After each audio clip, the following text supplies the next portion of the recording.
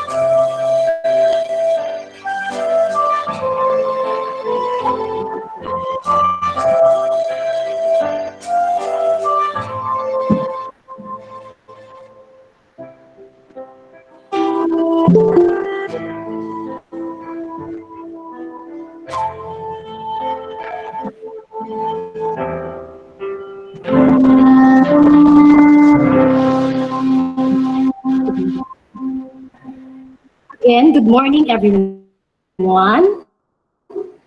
Thanks God for this brand new day and for gathering all of us virtually with a common purpose, which is to serve and as teacher innovators. As an educator, we are expected to be resourceful and innovative enough just to help enrich our learners, especially in this challenging time of pandemic. Innovation in education encourages learners and teachers to research, explore, and use all the tools to uncover something new. Innovation involves a different way of looking at problems and solving them. And because of that, we are having today our district virtual orientation on the institutionalization of educational innovation. To start with, let's have the video presentations for our national anthem, prayer, and gimbal hymn. Let's focus our attention on the screen for these three numbers.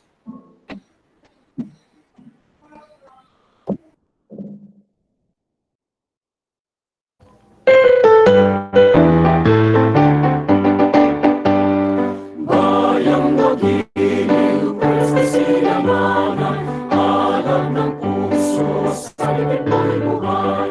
Lupang linirang, tuwing ka ng magiting, sa manlulupig, di ka pasisingin. Sa lagat at bundok, sa simoy at sa langit bumagaw, may ilatang tula at awit sa panglayang minamahal. Ang isat ng mataw at may tagumpay na nakikinig. Ang bituin at araw niya kailan pa may mag-ibig. Lupa at araw ng ating pagsinta, may langis sa piling mo. Ang ligaya dapat ay malapit, ang mamatay ng dahil sa'yo.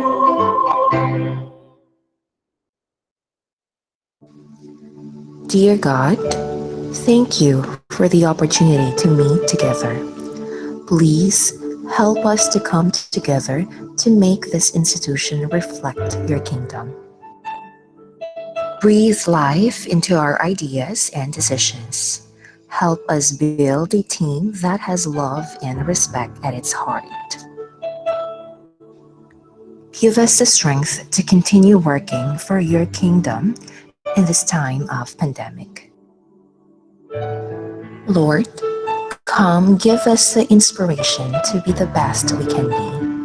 May we be a shining example of your goodness and truth within, wherever we are.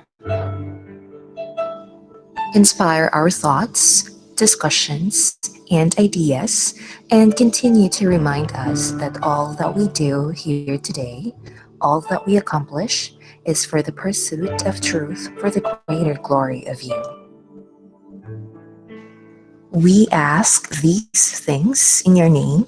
Amen.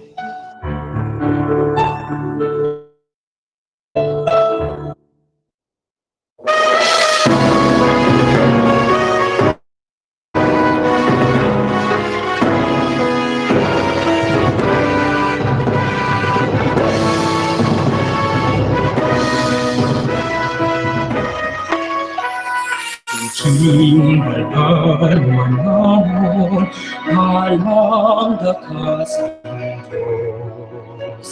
Inanin mo itipon, padunggan singgugos.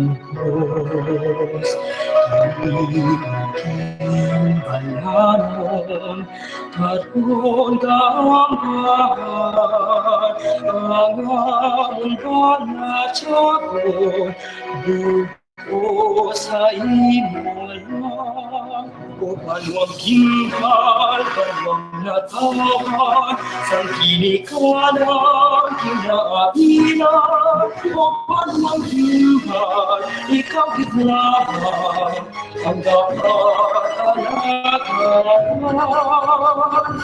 Kinakanan manamon, halang dakas ang Diyos. Inanin mo itipon, padunggan singgugos. Kami maging balanon, karon gambahan, ang amon ba na tiyagon, buko sa imo lang. O panuang ginghal, panuang natawan, sang kinikanan, kinainan. O panuang ginghal, ikaw gitlaban, ang dapat alagaran. Kinakanan halang dakas ang Diyos. Inanin mo itipon, padunggan singgugos. Kami maging balanon, karon gambahan, ang amon ba na tiyagon, buko sa imo lang.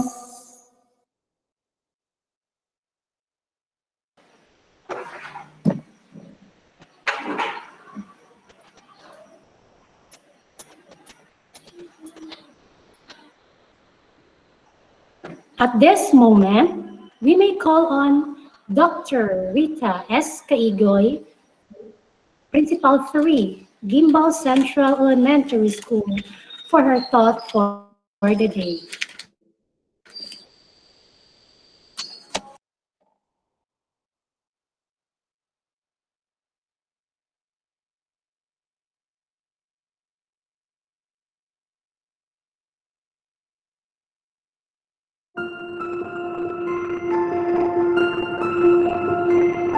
On that long drive, in the middle of the night with headlights and endless road in front of me, everything I knew in the rearview mirror, I learned the value of making the difficult decision. During the times of disappointment, being let down by the ones I counted on, I believed in. I learned the importance of loyalty, the power of being there for those who mean the most to you. Through the failures, the stress, the uncertainty, I learned that life goes on. That when you allow yourself to fall, you build an immunity to the fear associated with hitting the ground. You get back up stronger. Through the heartbreak, the loss, the pain, I learned to appreciate every moment. To look around and not take any of this for granted. To both recognize and appreciate the fragility of the present, because with the snap of a finger, life can change. In the wake of past anger and conflict, I learned to pick my battles. That rarely is it worth my time.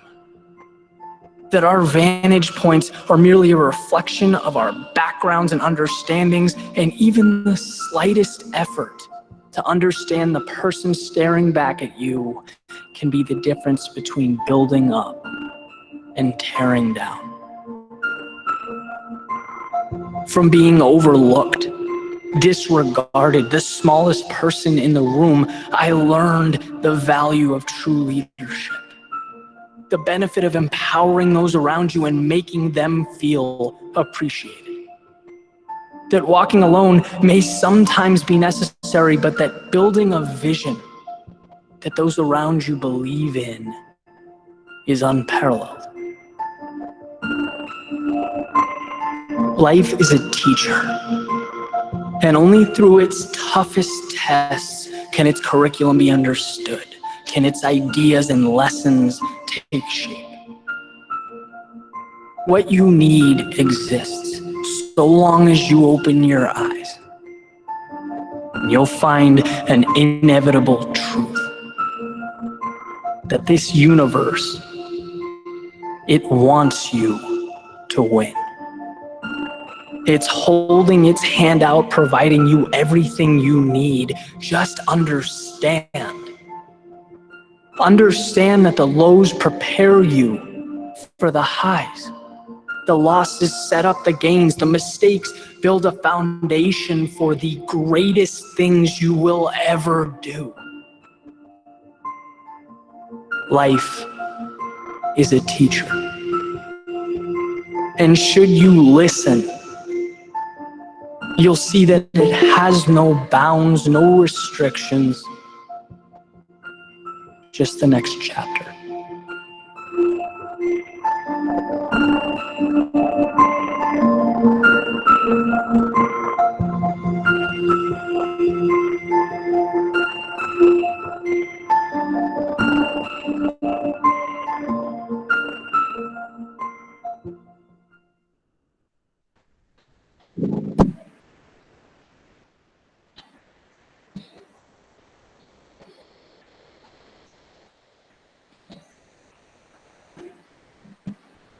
Thank you so much, Dr. Kaigoy, for such a very inspiring food for thought. At this juncture, Dr. Cecil Articuna, Principal 1 of Langa Integrated School, will do the attendance check and the presentation of innovators. Good morning. Ma'am Beladon, Mation. Yes, ma'am. Okay. Proceed. Okay, sir. Once again, good morning, most especially to our dear Public Schools District Supervisor, Ma'am Evangelina Toscano Jala, and to all the school heads, school innovators, good morning. So once I call your name, please open your camera and say present. So I starting from Gimba Central Elementary School. School innovators. The school is headed by Dr. Rita Iskaigoy, Principal 3. And we have the school Innovators, Siltea Hilario, Mrs. Maria Elena Slabra, and okay, only two innovators from Gimbal Central Elementary School. Please open your camera and say present. Okay, acknowledge. Present. Present. We go to Attorney Blas Memorial Elementary School, headed by their teacher in charge, Mrs. Tricia Faye Casas. Their innovators, Mrs. Tricia May Casas and Mrs. Dailin Discaya. Present, Okay, ma'am. acknowledge. We move to Bulwangan Elementary School, headed by Mr. Esteban Garagan, the head teacher 1. And the school innovators, we have Mrs. Julian Hinandoy, Mrs. Jessica Tubonglupa, and Mrs. Sheila Jane Duremdes.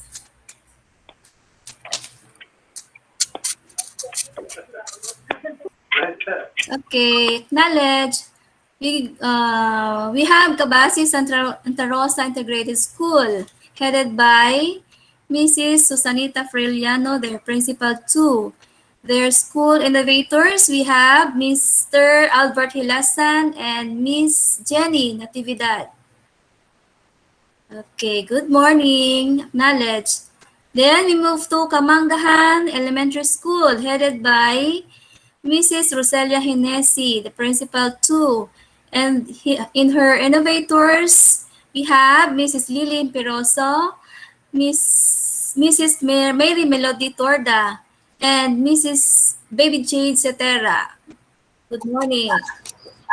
Present. Move to Ikukulo Elementary School, headed by Mrs. Maridel Taasan with OIC. Their innovators, we have Mrs. Maridel Taasan, Mrs. Jovelyn Militar, and Mrs. Mary Ann Tagaysay. Present, ma'am. Okay, good Present, morning, ma'am. acknowledge. Good morning. We move to Nahapay Elementary School, headed by Mrs. Arceli Yersa, their teacher in charge. And their school innovators, we have Mrs. Arceli Yersa, Mrs. Marby Salongkong, and Mrs. Merly Hilario. Good morning. Please open your camera to be acknowledged. Ma'am Yersa? Okay. Nales, good morning. Move to Nalundan Elementary School, headed by Mr. Jeronimo Mucas, their principal 1. Their school innovators are Mrs. Venus Galeno, Mrs. Joy Pangan, and another one we have Mrs. Lablin George Ambato and Mrs. Trinidad Hanos. Present, ma'am. Morning. Okay, good morning. Next, Partition Elementary School, headed by their principal, Mr. Jonathan Sariego, principal 1, and has only one school innovator, Mrs. Maria Annabeth Espole. Ma'am, good morning. Sir, good morning. Present. Okay, acknowledge. We move to PJ Karin Memorial Elementary School, headed by Mrs. Emma Gonzalez, their head teacher 1. Their school innovators, we have Mrs. Jerlyn Tan, Mrs. Milagros Ipulia, and Mrs. Karen Paniergo. PJ Karin, good morning. Dora Pang, PJ Karin. Okay, let's move to Sipitan Badjang Elementary School. Sipitan Badjang, headed by Mr. Cyril Gasacao, their TIC. And their school innovators, we have Mr. Cyril Gasacao, Mrs. Maria Pamela Gargantos, and Mrs. Jeneline Tagaygayan. Good morning, sir. Good morning, sir. Okay, knowledge. Okay. And we have Nanga Integrated School, headed by Mrs. Maria Cesar Artituna, Principal 1. And we have our school innovators, Mr. Jerry Valenzuela, Miss Dr. Diana Misumpia, and Miss Delia Estrella. Another one, Miss Perla Tedente, Miss Joy Navesa, and Mrs. Marigold Casilasco. Good morning. Okay, Good morning. PJ Ken daw ano pa? PJ Garin, balik kita sa PJ Garin, present. Okay, okay na si Mang Gonzales. Mang Gonzales, good morning. And we move to the secondary schools. For Gimbal National High School, their school principal, Principal 4, Mr. Darwin Haro, to be represented by Dr. Rodrigo Basco Jr., Head Teacher, MAPI Department. And their school innovators, not stated here, Sir Basco. Yes, ma'am. No innovator for Gimbash High School, ma'am. Okay, sir. Thank you. Good morning. And let's move to Kamanggahan National High School, headed by Sir Felix Hintuluya, the principal 2. Sir Felix, may school innovators ikaw?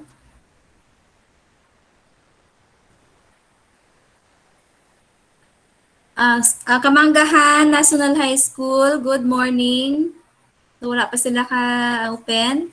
Then, let's have Nalunda National High School, headed by Mrs. Agnes Ipanayaw, Principal 4. Their school innovator, Miss Elmi Aliares. May Panayaw, good morning. This in the online. And the last National High School, we have Partition National High School, headed by Mrs. Maria Silvia Napatang, Principal 1. So they don't have the list of school innovators. So all elementary school heads and school innovators are present. And for the secondary, we are still waiting for Kamanggahan, Nalundan, and Partition National High School. So, once to our dear music supervisor and to our dear MC, Miss Villalon, good morning. To all of you, once again, Good morning, ma'am. stay and keep Good safe. morning. Good morning, Dr. Articuna. Good morning, ma'am. So thank you and God bless everyone. Thank you so much, Dr. Articuna. Reminding to some other participants, kindly turn off the microphone para hindi mag-feedback. Thank you. At this point, Mrs. Roselia G. Henise, Principal 2, Kamanggahan Elementary School, will present us the District Evaluation Committee and the Technical Working Group for the TWG. Ma'am. Okay na. Good morning.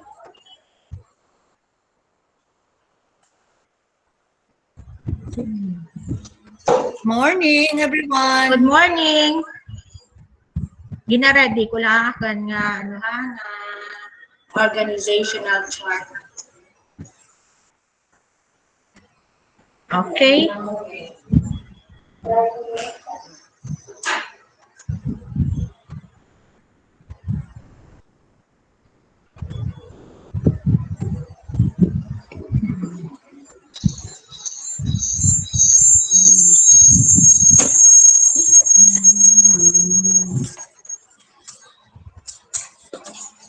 So this is our organizational chart of schools district of Gimbal Educational Innovation Technical Working Group.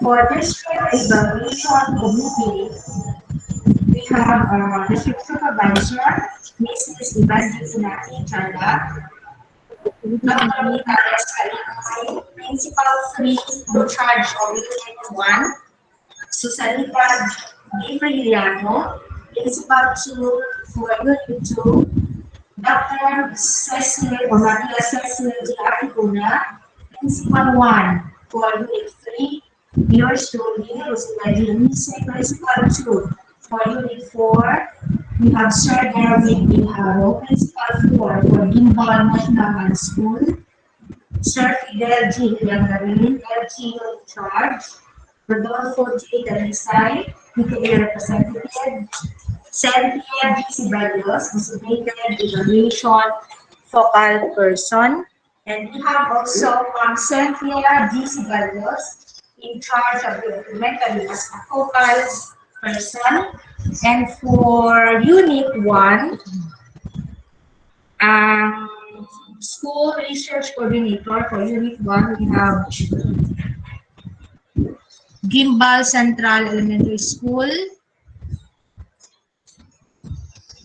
For Unit 2, we have Cabasi Santa Rosa Integrated School. Attorney Blas and Maria Hirona Memorial Elementary School. And we have Nalundan Elementary School.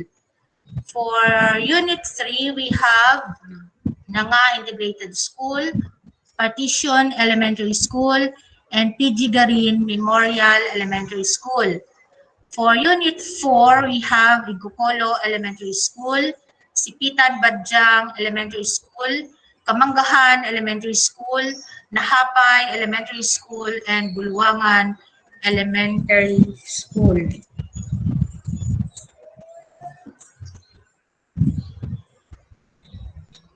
So Sir Dennis N. Sabido is in charge of focal person for secondary. So we have Sir Dennis N. Sabido for Gimbal National High School, Gladys G. Hectoleo for Partition National High School, and Sir Mauricio G. Hinive, Ma'am Marian C. Hensaya, Kamanggahan National High School, and we have Gretchen D. Piñas for Nalundan National High School. So, for the ICT, Sir Reggie Ariani, District ICT Coordinator, and the Assistant Coordinator is is Sir Henrique G. Guevara. And we have there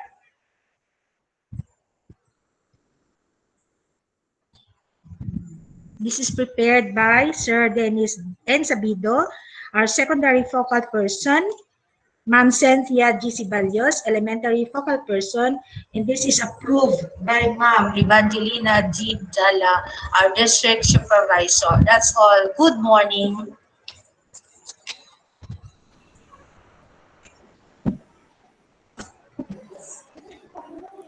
Thank you so much, Ma'am Hinise.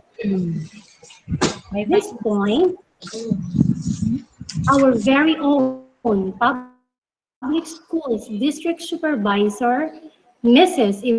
Evangelina T. Jala, will give her welcome remarks.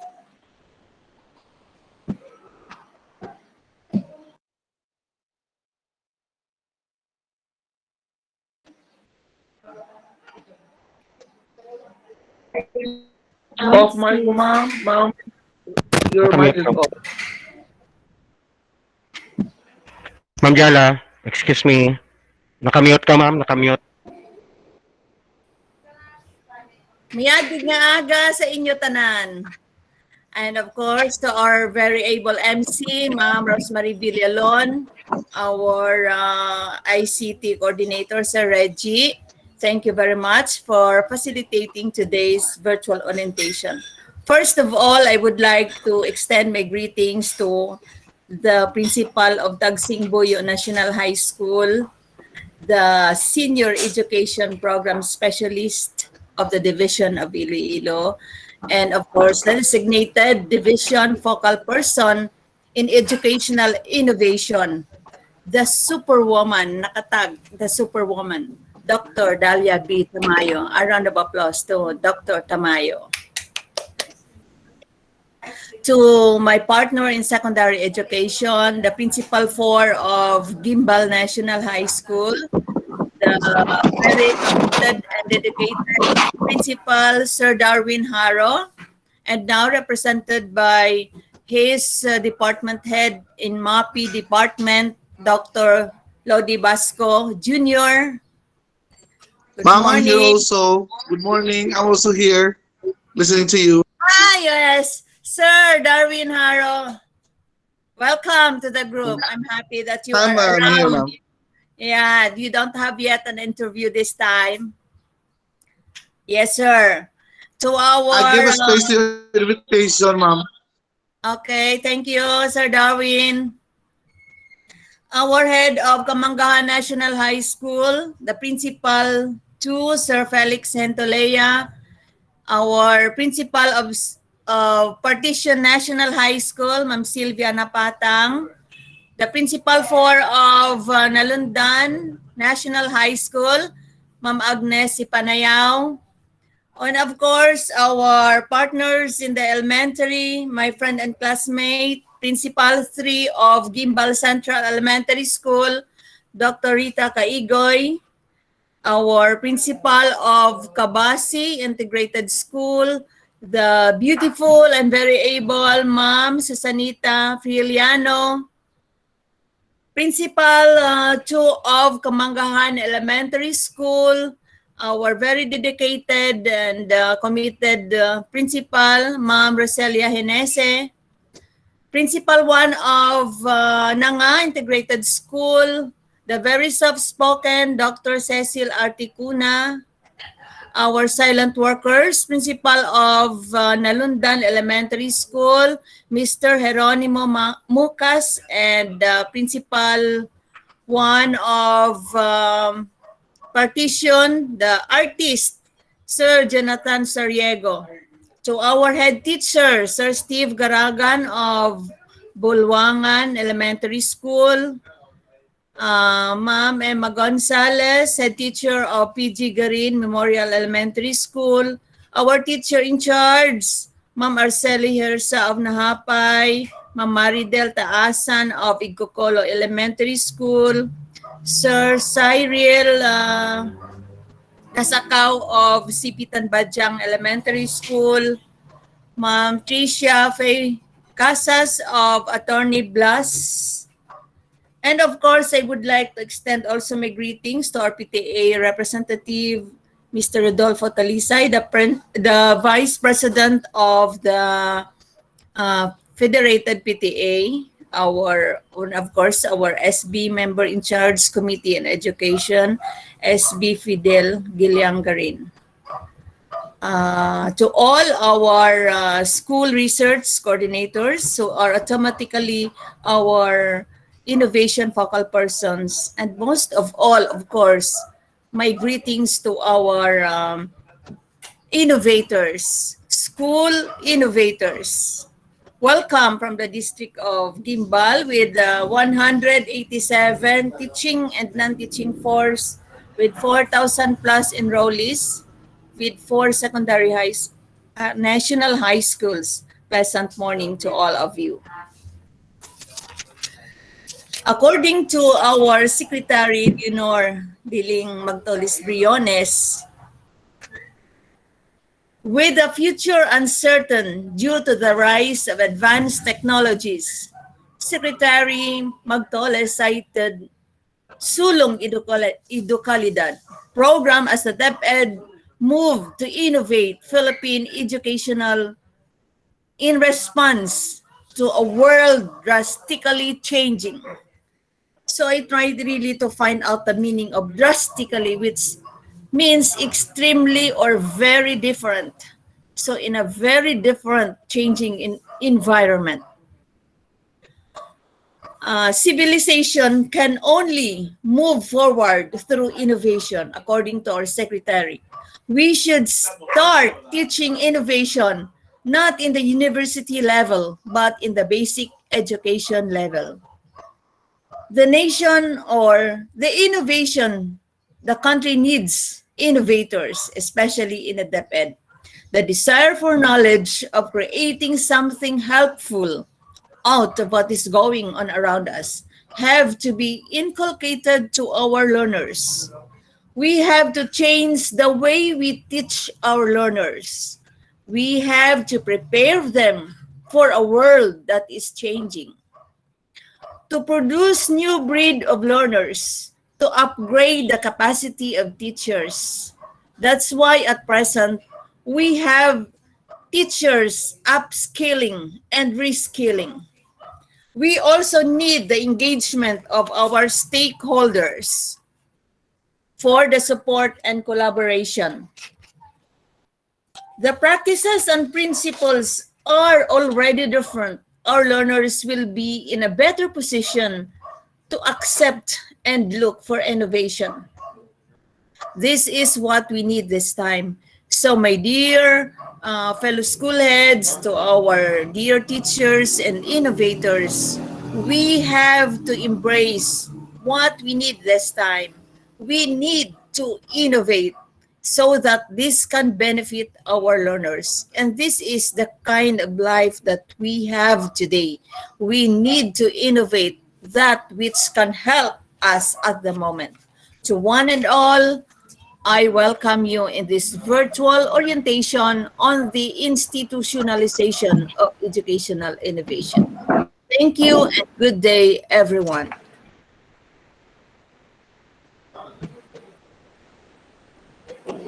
Thank you so much, Ma'am Jala, for such a very friendly and welcome. At this point, we will hear some message from the Senior Education Program Specialist of Schools Division of Iloilo, Division Education Innovation Focal Person, and at the same time, Principal of Tagsingboyo National High School. Let's give it up for Dr. Dalia B. Tabayo.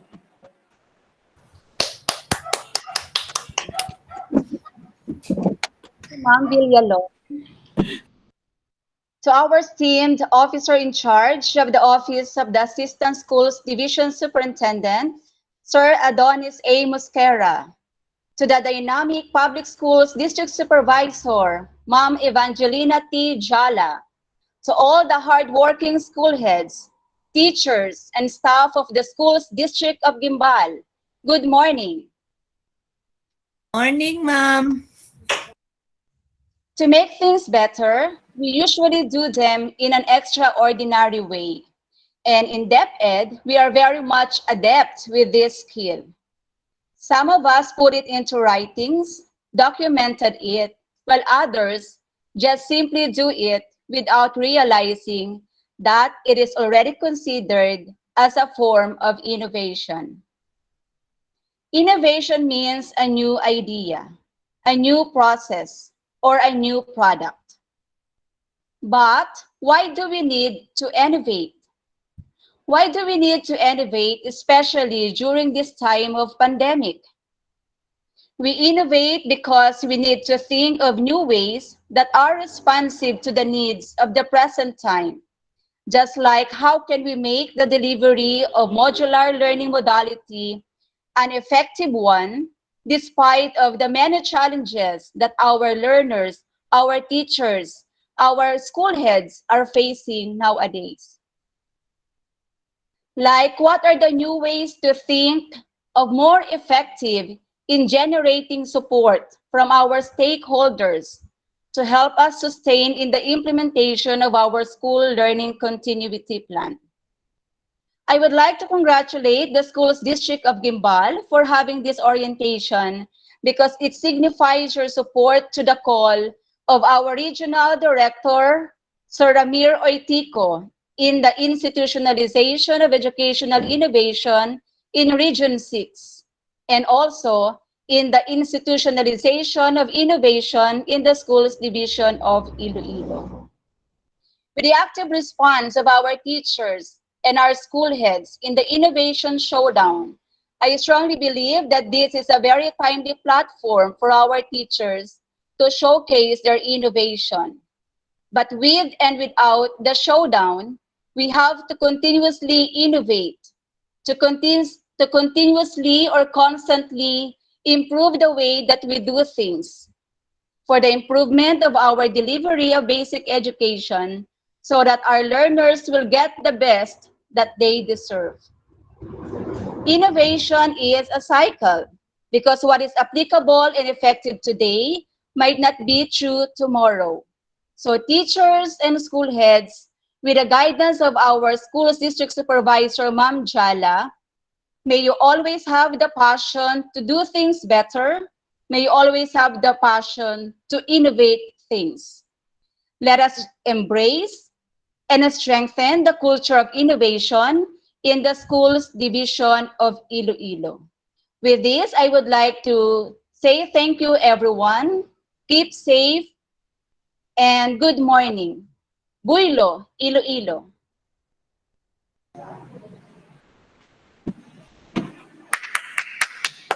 Thank you so much, Dr. Tamayo, for such a very warm and encouraging message.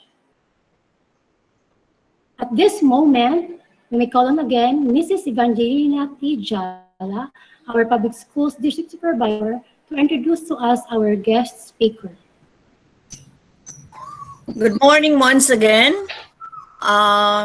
Today we are really blessed to have the video presentation of our guests. This was the orientation given to us last May 24 during the virtual orientation.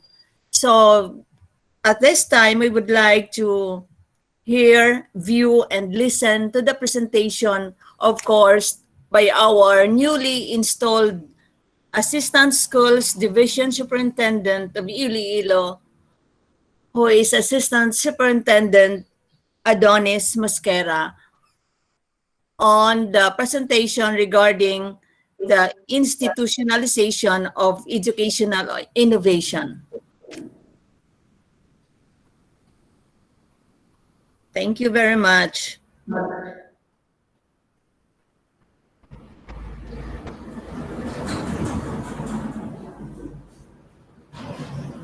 Was attended or participated in by our schools division superintendents, our ASDSS, our chiefs, and our SEPs for M&E. So this is our response to our regional mantra, which is underscoring that Region 6 is our home of the champions. So I would like to present to you our outline for this orientation. We will have the rationale, the reason why we have to institutionalize innovation in our schools division. And of course, we will have the operational definition, the need to institutionalize its significance, the considerations, the process, and the types. And of course, we will have a glimpse of the Innovation Showdown implementation that we will have for this school year 2021-2022. However, I would like to underscore that the main focus of this orientation is not on the Innovation Showdown, but to institutionalize our innovation in our governance level, specifically in the schools division of Iloilo, and of course, in our respective schools all over the province. And the Innovation Showdown will just be a culmination of our best practices that we have implemented along the implementation of our basic education learning continuity plan that we had for the school year 2021-2022. I would like to underscore that innovation in the Department of Education is a result of our DepEd vision, because we would like to put premium on the realization of our vision, which is on the second paragraph, which states that a learning-centered public institution, the Department of Education continuously improves itself to better serve its stakeholders. So this undertaking is anchored on DepEd's vision, which states that we would like to improve our processes, our systems, in order for us to have customer delight or customer satisfaction in the delivery of our services. So we would like to improve the system on how we could provide more access to our learners, ensure that there is quality in the teaching and learning delivery, and of course, deliver the educational services to our clientele effectively and efficiently. And to do this, we should be advocates of research and innovation. So this is something to do with the realization of our DepEd vision in the Department of Education.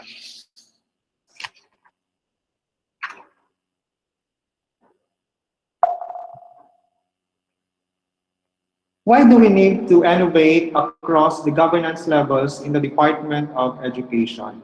So governance levels in the context of the Department of Education starts with the central office, down to the regional office, next to the division office, and down to our implementers, which are the schools. And the first thing that we should take into consideration is that we should start teaching innovation in the basic education level. We all know that in our K to 12 basic education curriculum, learning and innovation skills are among the 21st century skills that we need to equip our Filipino learners. So we can see that in our curriculum guide, especially that we are now implementing the full-scale implementation of the K to 12 basic education curriculum. And of course, we have to change the way we teach our learners because according to our superintendent, as previously mentioned, what is relevant today may not be relevant 5 or 10 years later. And of course, this is very important. We have to prepare our learners for a world that is drastically changing, especially that we are experiencing the pandemic. And with this global pandemic that caught the world unprepared, I think we need to be innovative in our ways of teaching, and we should give premium on the acquisition of life skills that will better prepare our learners for life's adversities. Next, innovation can raise the quality of the country's basic education to address the challenge to change the way learners are taught. More so that in the recent international assessments, Philippines scored last among the neighboring nations in the Southeast Asia in terms of PISA and in terms of teams. So we need to innovate and we need to find ways and means or improve our practices in which we could deliver teaching and learning more efficiently and effectively in our schools. And of course, innovation can produce new breed of learners, upgrade capacity of teachers, and improve facilities and equipment. So we anchor this on the delivery of our education services in our governance levels. And of course, our dear secretary is spearheading our flagship program, which is Sulong Edukalidad. So with the future uncertain due to the rise of advanced technologies, our DepEd Secretary, Honorable Leonor Magtolis Briones, cited Sulong Edukalidad program as the DepEd's move to innovate Philippine education in response to a world drastically changing.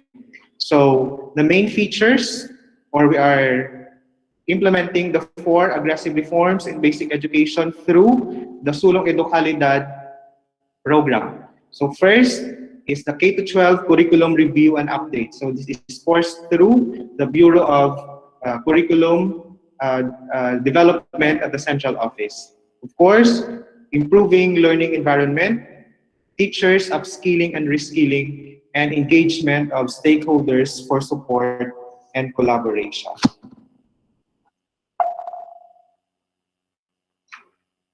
And in the context of the Department of Education Regional Office 6, we need to innovate because the institutionalization of educational innovation in our region and division is our response to the realization of our regional mantra, which is to produce champions in Western Visayas. So all over the region, in our schools, in our divisions, we have our regional mantra, posted in the conspicuous places in our respective stations to remind us that all that we do is anchored on producing champions in DepEd Region 6.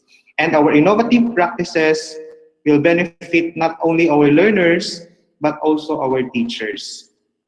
Aside from improving access to education, quality and relevance, and management of educational services, it is also aimed at providing more opportunities for teaching, related teaching, and non-teaching personnel of DepEd for professional growth and career advancement.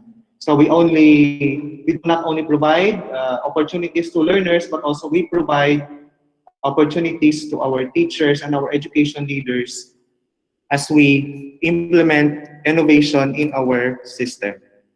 So we all know that in addition to the implementation of the Farm School program and the establishment of the School Heads Academy, the institutionalization of the educational innovation is another flagship program of our DepEd Region 6 through the leadership of our Regional Director, Dr. Ramir B. Oitico Seso 4, and also through the leadership also of our Assistant Regional Director, Dr. Pedro T. Escobarte Jr., Seso 5. Okay, what is innovation in education? So we have here the different terms as to success, creativity, idea, vision, inspiration, and development. And the biggest circle is on innovation, and it is placed at the center. So I think innovation is always anchored on our vision as an educational institution. So innovation at DepEd emanated from our vision. It is aimed at bringing development to our organization. And as an inspiration, we can draw inspiration from the clientele that we serve, of course, our learners, our teachers, and our stakeholders. What about idea? It starts with an idea on how we could still improve the delivery of our services for not only for customer satisfaction, but I would like to borrow the word of our regional director that it's customer delight. What about creativity? Creativity, I would like to believe that it is the fuel that propels us to bring significant improvements in our system. And what about success? As a result, there will be success in the organization as we build a community of good practice through innovation. So I would like to underscore that when we innovate at our level,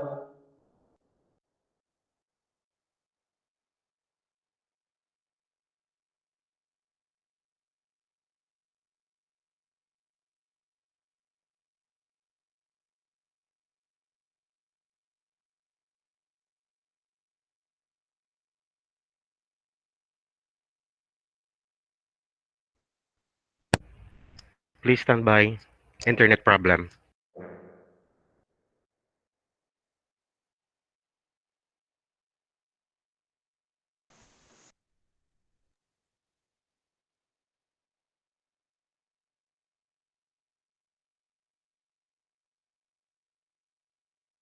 we build a community of good practice among our schools and within our schools division and in our region as a whole. Okay, what is innovation in the parlance of DepEd or in the context of the Department of Education? So it means crafting and applying something that is new in an organization. I would like also to underscore what was mentioned earlier by our schools division superintendent, Sir Roel, that with the pandemic, we were able to implement our basic education learning continuity plan, and that is a form of innovation. In the learning continuity plan, we were able to introduce, of course, new ways on how to deliver distance learning because there is a prohibition on the conduct of face-to-face classes. So we do it, we deliver distance learning for education to continue. Next, innovation is also a process of applying new, useful, and better ideas and converting it into new methods, products, or services. So if we relate that in the context of business, when I was in college in early 2000s, I believe that cell phones were for call and text purposes only. However, over the years, the use of cell phones has evolved from calling and texting to taking pictures and videos and to more sophisticated functions such as web search and connecting to the outside world through social media platforms such as Facebook, Twitter, Instagram, etc. So who would have thought that in the years to come, from a cell phone from being used as a medium for call and text will be used for searching the internet and connecting to the outside world through the media platforms that I have previously mentioned. So just like in education, there is an evolution of the delivery of services that we give to our clientele.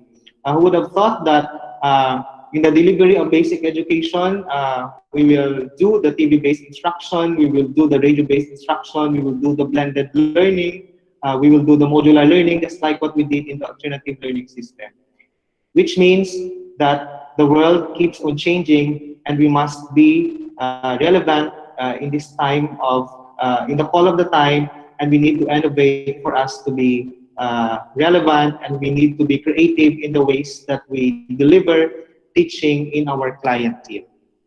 Of course,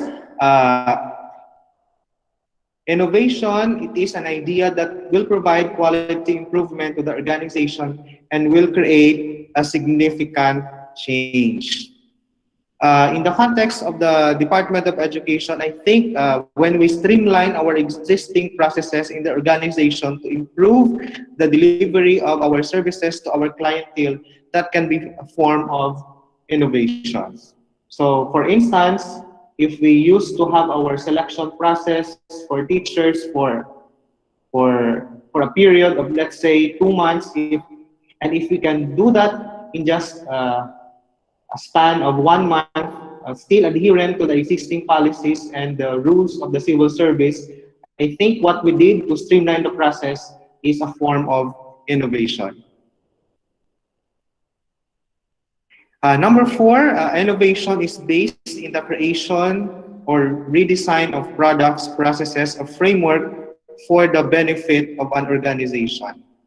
So I am aware just this morning that in the schools division office of Iloilo, we have an existing innovation, and that is the introduction of our daily time or daily online time attendance system, or the DOTAS, and that is to record the attendance of personnel who adopt the work from home arrangement, which is an innovation being implemented by our SDO. That is an innovation in the sense that we cannot cater to all our personnel, especially that we're adopting the work from home arrangement, and we do that to ensure that the DTRs that we submit are adherent to the prescribed rules and regulations of the civil service. And number five, innovation makes positive changes that will directly benefit a classroom, school, district, or even an organization's training and learning practices.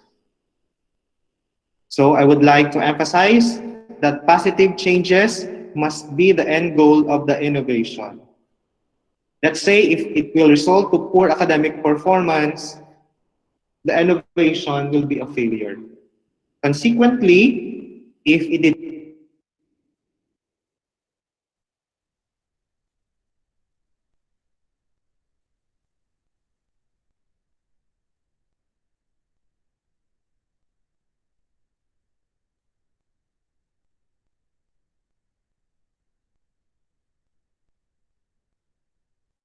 Internet problem.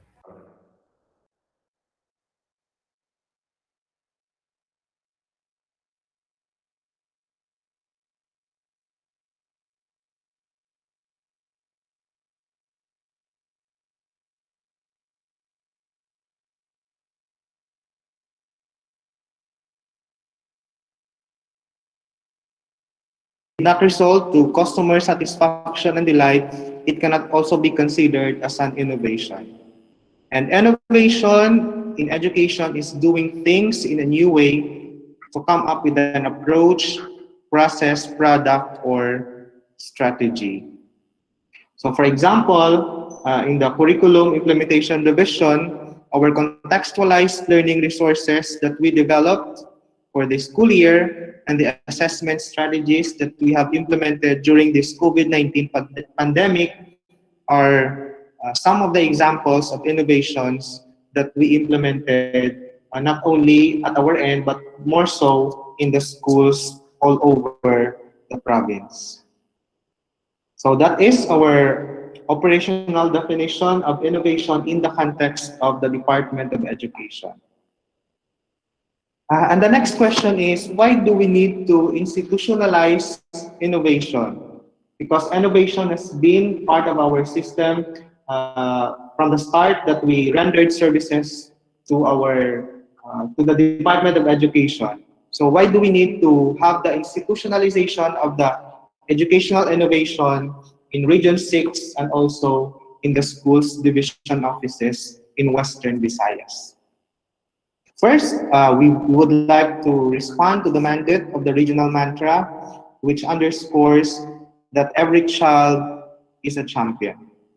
So as a flagship program of our regional director, educational innovation will promote a culture of excellence among governance levels in DepEd Region 6. And we would like to believe that with excellent teachers, personnel, and education leaders, Region 6 will truly live up to its name being the home of the champions.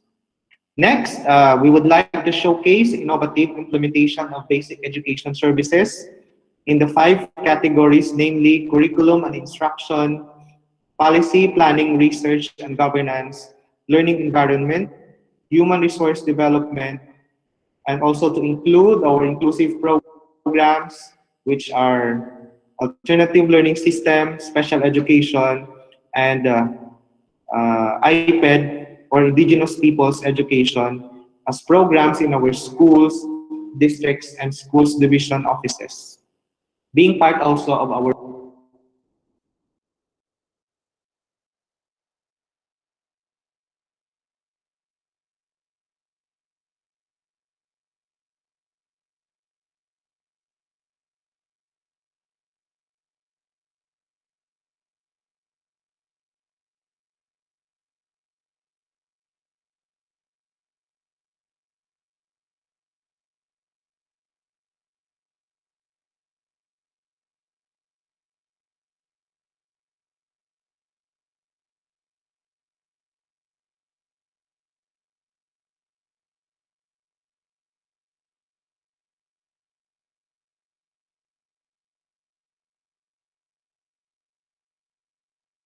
regional mantra. And the next reason is to provide an intellectual activity that will produce champions in diverse areas of basic education. So this undertaking will be a venue for us to showcase our best practices along the 5 categories previously mentioned, and will provide opportunities for others to benchmark our best practices for possible replication and modification to suit in their specific context in the districts and in the schools. So in addition,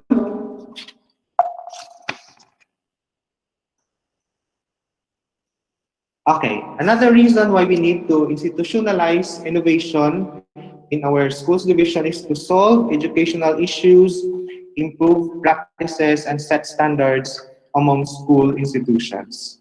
And next reason is to empower program implementers and school leaders in seeking new perspective of educational practices that will benefit learners to become lifelong learners.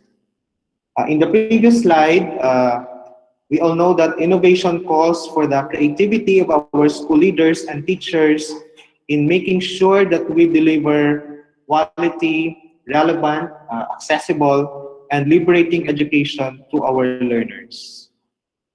And the next reason why we need to institutionalize is to provide better opportunities and are crucial for the learning development as well as optimizing school operations.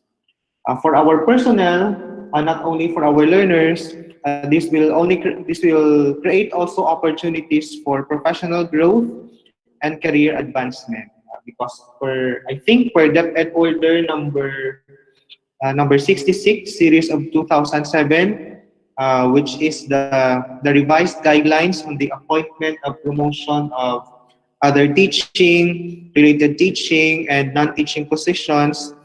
Innovation is one of the components under outstanding or meritorious accomplishments. Actually, if I'm not mistaken, innovation for other teaching, unrelated teaching, has 4 points, while for non-teaching, for level 1, it is given 1 point, while for level 2, it is given 4 points. And even 1 point will spell a difference in the overall score during the recruitment and hiring of our teaching and non-teaching positions in our schools and in our division. And of course, the most important is we would like to promote the culture of innovation and excellence in the region. So if we claim that we are the home of the champions, it follows that we should be champions of innovation.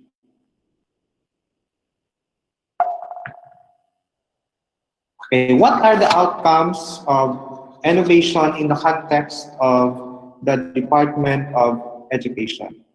So if we successfully institutionalize our innovation in our governance level, so educators will be updated of the processes and approaches in introducing better practices to produce champions. And we will develop new ideas, goods, services, and practices that address gaps on access, quality and relevance, and governance or management of education services. And teachers and students are exploring, researching, and using all the tools to improve education. And of course, one of the major outcomes is the new and creative ways of solving educational problems. And this is very applicable during the time of the pandemic, and our innovation for this is the creation, the crafting, and the adjustment of our basic education learning continuity plan that we implement in our respective schools. And this can be utilized for research findings and outputs.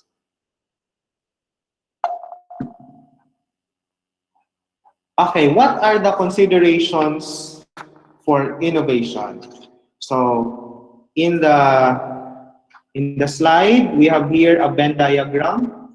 Venn diagram, we have here at the center is innovation, and we have three considerations. Next, our innovation must be feasible. So what do we mean by feasible? So it means that it is capable of being done or carried out. So what are the other two considerations for an innovation to be feasible? It means that it should be possible and it should be usable. What about desirability? The question for this is, what do consumers need and want? So this means our question probably is this: is it worth seeking or doing, or is it advantageous or beneficial in the context of the Department of Education? And we have two factors to consider: is it usable or is it valuable? Will it add value to the delivery of educational services in the Department of Education? And next consideration is viability. So what can the business profitably deliver? So, or our question would be, is it capable of working or functioning? So the other two factors, using the Venn diagram, is it possible or is it valuable? So all things considered, in terms of feasibility, in terms of desirability, in terms of viability, and in consideration also to the three factors being possible, usable, and valuable. I think we are on our way to introducing an innovation in our classroom and in our schools division office.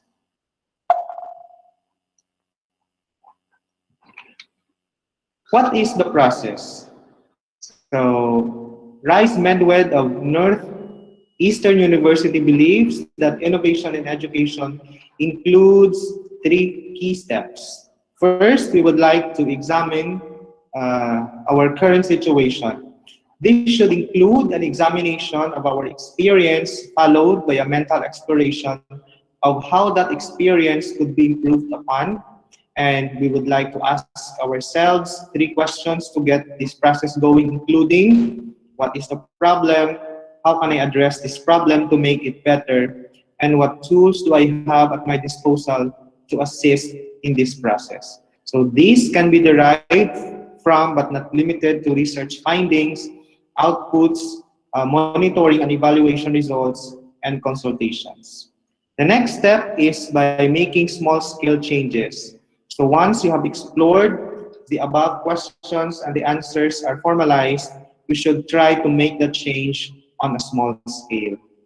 And the last step is to broaden our approach and accept to feedback. So analyze the outcomes of that experiment and identify what further support might be needed to either hone the idea or restructure it altogether. So if I may relate that in the context of mathematics education during the time of the pandemic, let's say our current situation is that our learners have difficulty in operations involving fractions. So that is our current situation and that is our problem. So we all know, we are all aware that there is a prohibition on the conduct of face-to-face classes. So our next question would be, how can I address this problem to make it better? So we are also aware that the involvement of parents in the delivery of educational services during the time of the pandemic is highly encouraged. So probably one of our options is to probably conduct an orientation or a review class among our parents or among our guardians for them to be able to ably assist their learners in the conduct of the interventions through modular learning. So probably we can involve 2 to 3 parents, and then we will have sort of a tutorial classes, and we will find out if in the delivery or in the conduct of interventions there is a significant increase in the performance of these learners, and probably we can replicate it or we can implement it in a full scale, and we will involve another group of parents for them to be able to assist us in the conduct of our interventions through modular learning. And probably one of the options is that since not all of our parents will be available in the conduct of interventions, probably one of the options or strategies that we can innovate is to produce educational videos. However, there are still limitations, and it will depend on the availability of gadgets among our learners. So that could be one of the strategies as we implement the 3 processes. And of course, we would like to broaden our approach and accept feedback.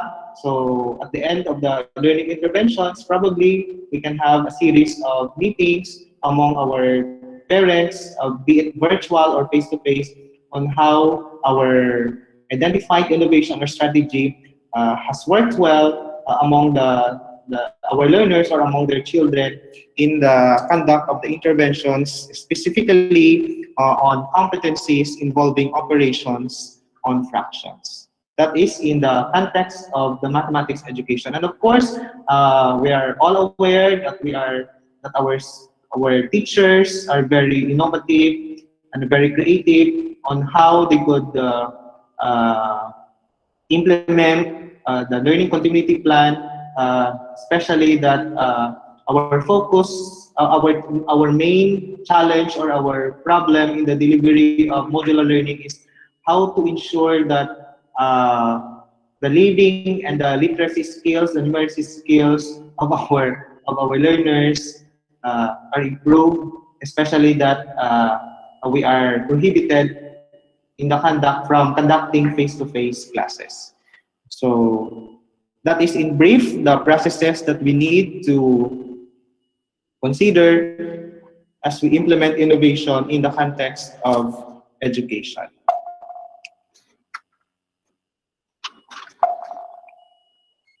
So we proceed to the next slide. Okay. Research and development and innovation. So innovation is somewhat similar to research in the same way that research can be likened to innovation. So what is research and development? So research and development involves investment in discovering new technology and increasing capacity. It could involve technological innovation or improvements in human capital. Successful research and development may lead to innovate new products. And research does not aim to benefit any particular individual.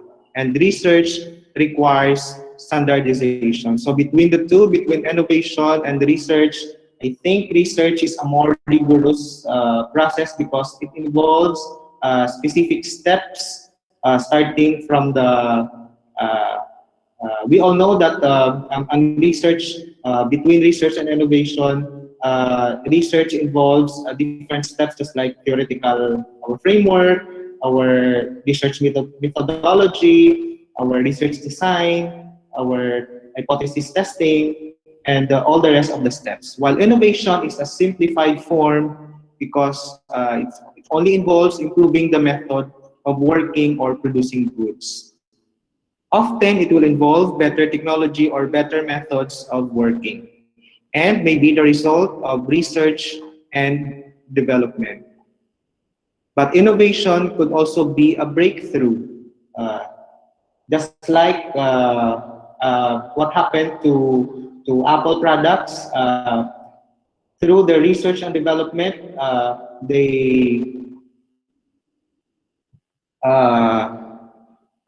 they discovered that if they introduce a new innovation of using a new way of using the cell phone through the touch screen, so it will become a big hit among the consumers. And I think that's the result of research and development. And because of that, Apple has become one of the valuable products all over the world, and the revenues keep on increasing. And innovation is focused solely on the benefit of the individual being cared for. Okay, so that's the relationship between research and innovation. However, I would like to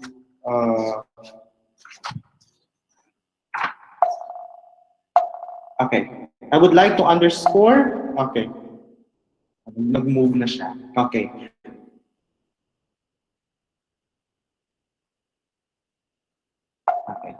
Proceeding na lang to the next slide, I would like to underscore that or emphasize that we do institutionalization of educational innovation not for the purposes of innovation showdown, but more so to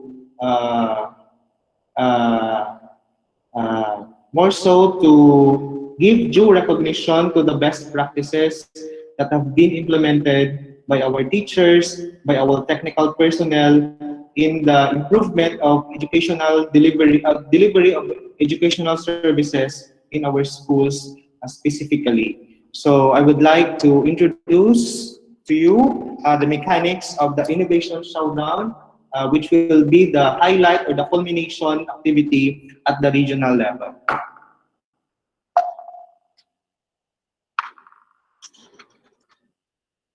Okay, as to the eligible participants, this Educational Innovation Showdown will be open to all public school teachers and non-teaching personnel in the region who had implemented an innovation under the different categories stated from school year 2020-2021 until this school year 2021-2022. However, we should take note that the innovation paper of the participating innovators needs to be duly recommended and approved by the selection committee. Later on, Ma'am Dalia will be giving us the composition of the members of the selection committee, starting from the division office down to the district level. However, for information from Ma'am Dalia, during the last orientation conducted by the PPRD at the regional office for school year 2020-2021, we will only have the innovation showdown among our teachers. And in the succeeding years, as we institutionalize this innovation in education, we can also involve our non-teaching personnel, to include our school heads, our technical personnel, our district supervisors, our chiefs, and the rest of the personnel in DepEd Region 6. But for the school year 2021-2022, we will have it exclusively for teachers only. Okay, what are the educational innovation categories under the Innovation Showdown? So they are categorized into 5. 1, 2, 3, 4, 5. The first category is on curriculum and instruction delivery. So I think for our teachers, this is very applicable because we did the contextualization not only of our learning materials but also our assessment strategies, how we conducted assessment during the pandemic. Also, our learning modalities. So if a teacher has successfully implemented combination of modalities, blended learning, and it has produced significant improvement in the academic performance of our learners, so that can be an innovation which needs to be approved with the selection committee and will be shared and introduced during the district innovation showdown. In terms of policy, planning, research, and governance, so data management, let's say in the context of alternative learning system, we used to have 75 learners per implementer before the time of the pandemic. And if during the pandemic, our implementer has mapped and has enrolled, let's say 80 or 90 learners, despite the fear of our potential learners, that can still be an innovation under data management. And monitoring and evaluation, we are prohibited to conduct face-to-face activities in line with M&E. If we successfully conducted M&E and we have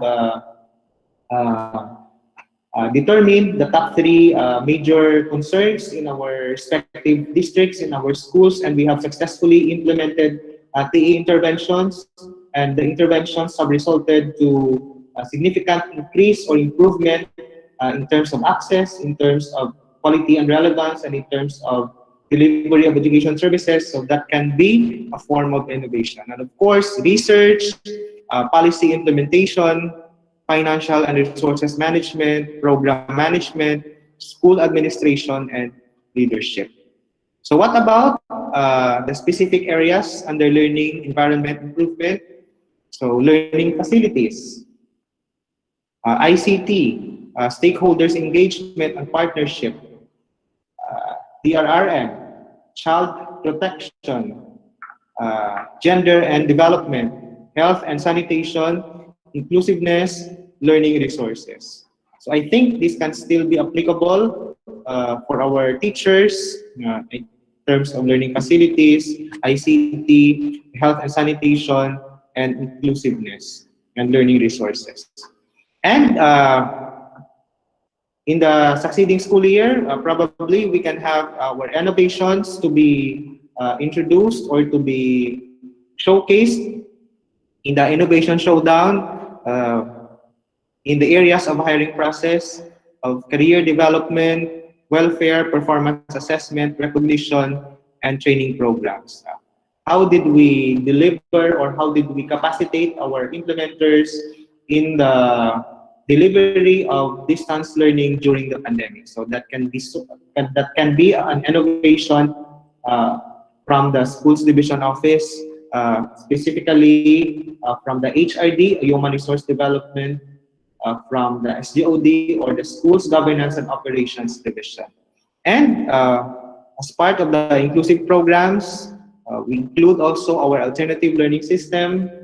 So apart from the mapping of our learners, how did we conduct uh, our learning interventions?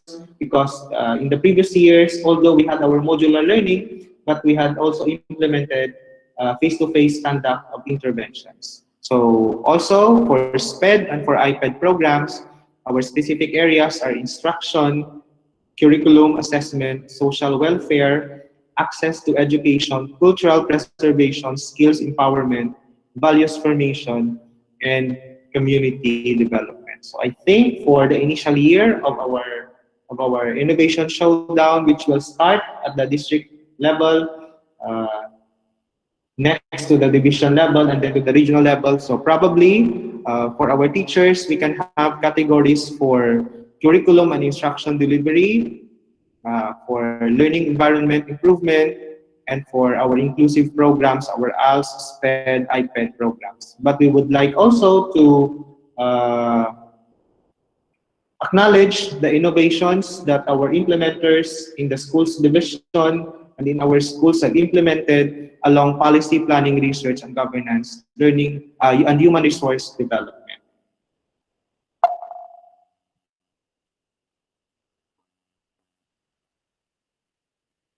Okay, the composition of our evaluation committee for governance level. So each governance level shall organize an evaluation committee to appraise the qualified innovation paper.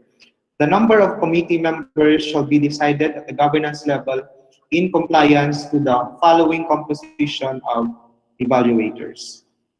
So at the district level, it should be headed by a public schools district supervisor. The members are our school heads, our LGU in charge of education, as probably our external evaluator, our PTA representative, and our designated innovation focal person.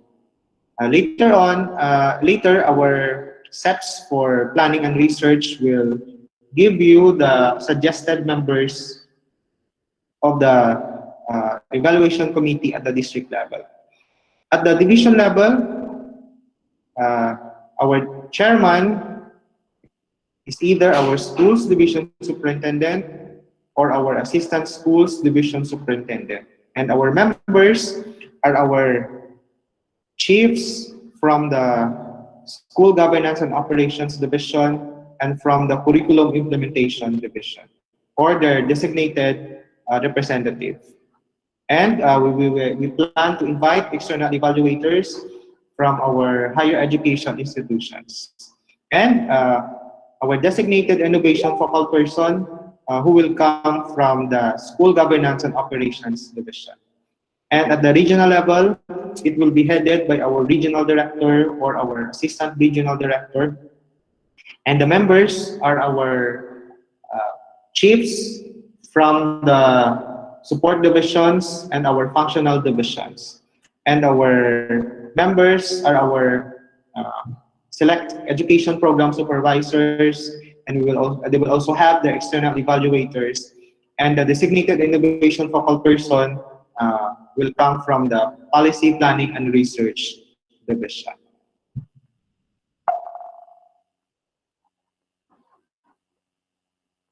Okay, so as to the selection of winning innovation per governance level.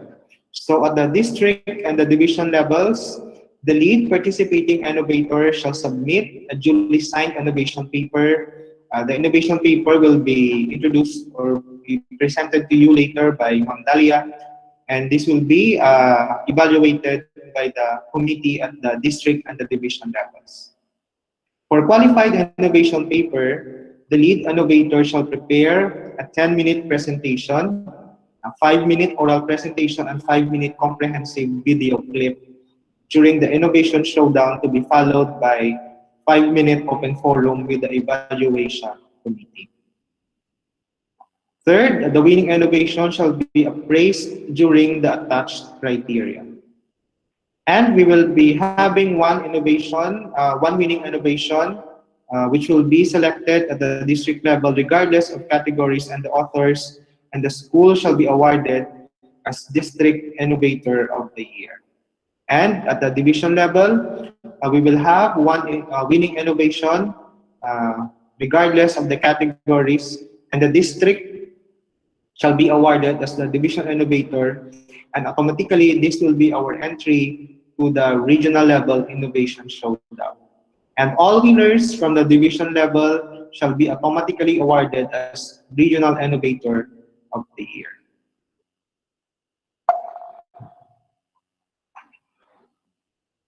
Okay.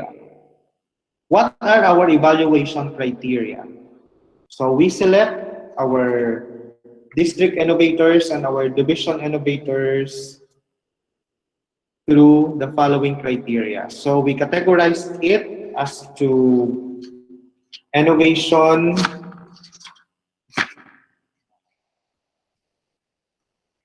in terms of significance, quality, practicality, optimality, usability, and relevance.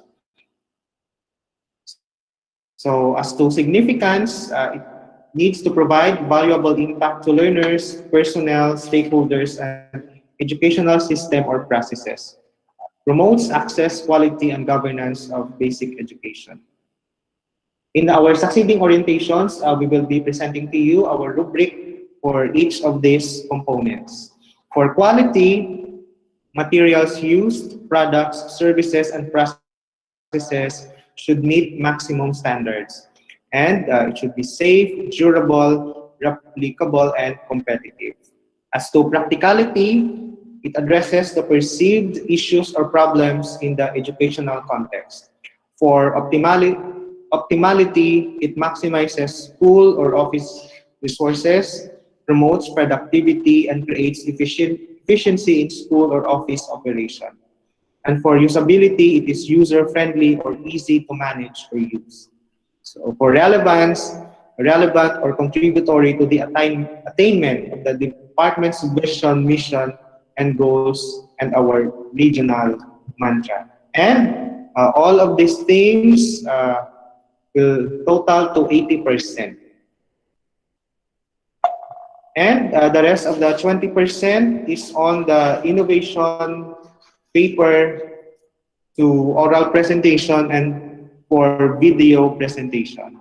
For innovation paper, the innovation paper follows the prescribed format, and the content is comprehensively discussed, stated, and technically and grammatically correct. This is 10%, and for the oral presentation, a presenter is highly confident with excellent communication skills and knowledgeable of the innovation. And for video presentation, content is comprehensive and substantial, creative, and has excellent graphical presentation for a total of 100%. So I think that's all for our rationale, for our operational definition, for our need to institutionalize educational innovation in our schools division, as to the significance, the considerations, the processes and the types, and the mechanics of our innovation showdown implementation in our schools division in the districts all over the province. So I think with the leadership of our regional director and through the dynamism and the proactiveness of our schools division superintendent, I am confident that we can institutionalize innovation in our schools division.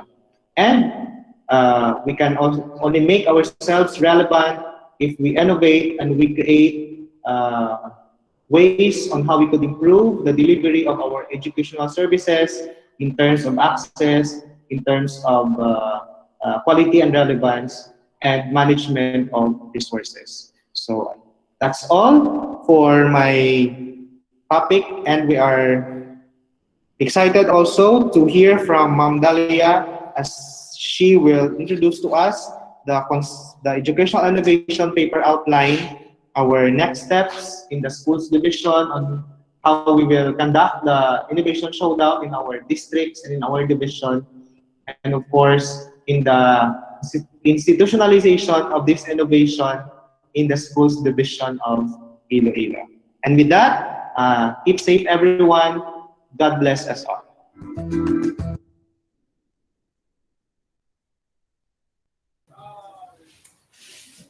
Thank you very much. At this time, if you have some questions or clarifications, you may encode it in our chat box. At this moment, may we call in again Dr. Dalia Tamayo, and we are very glad that Dr. Tamayo is open for our clarifications regarding this educational innovation. Dr. Tamayo.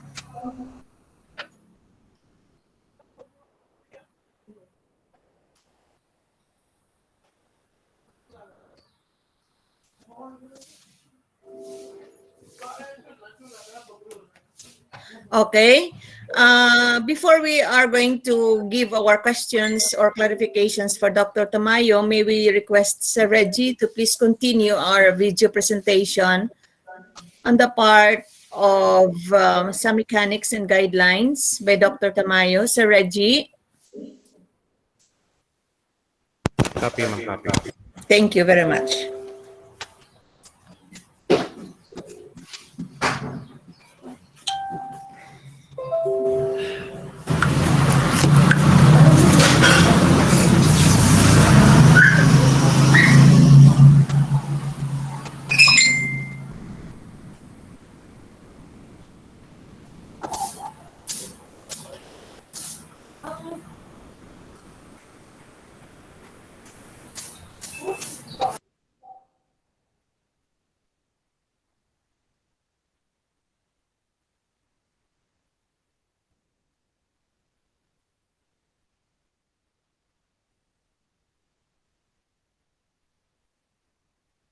So at this time, Dr. Dalia B. Tamayo, the Senior Education Program Specialist, Planning and Research, at the same time, the Division Innovation Focal Person, will present the Educational Innovation Paper Outline, the timeline selection, and the next steps.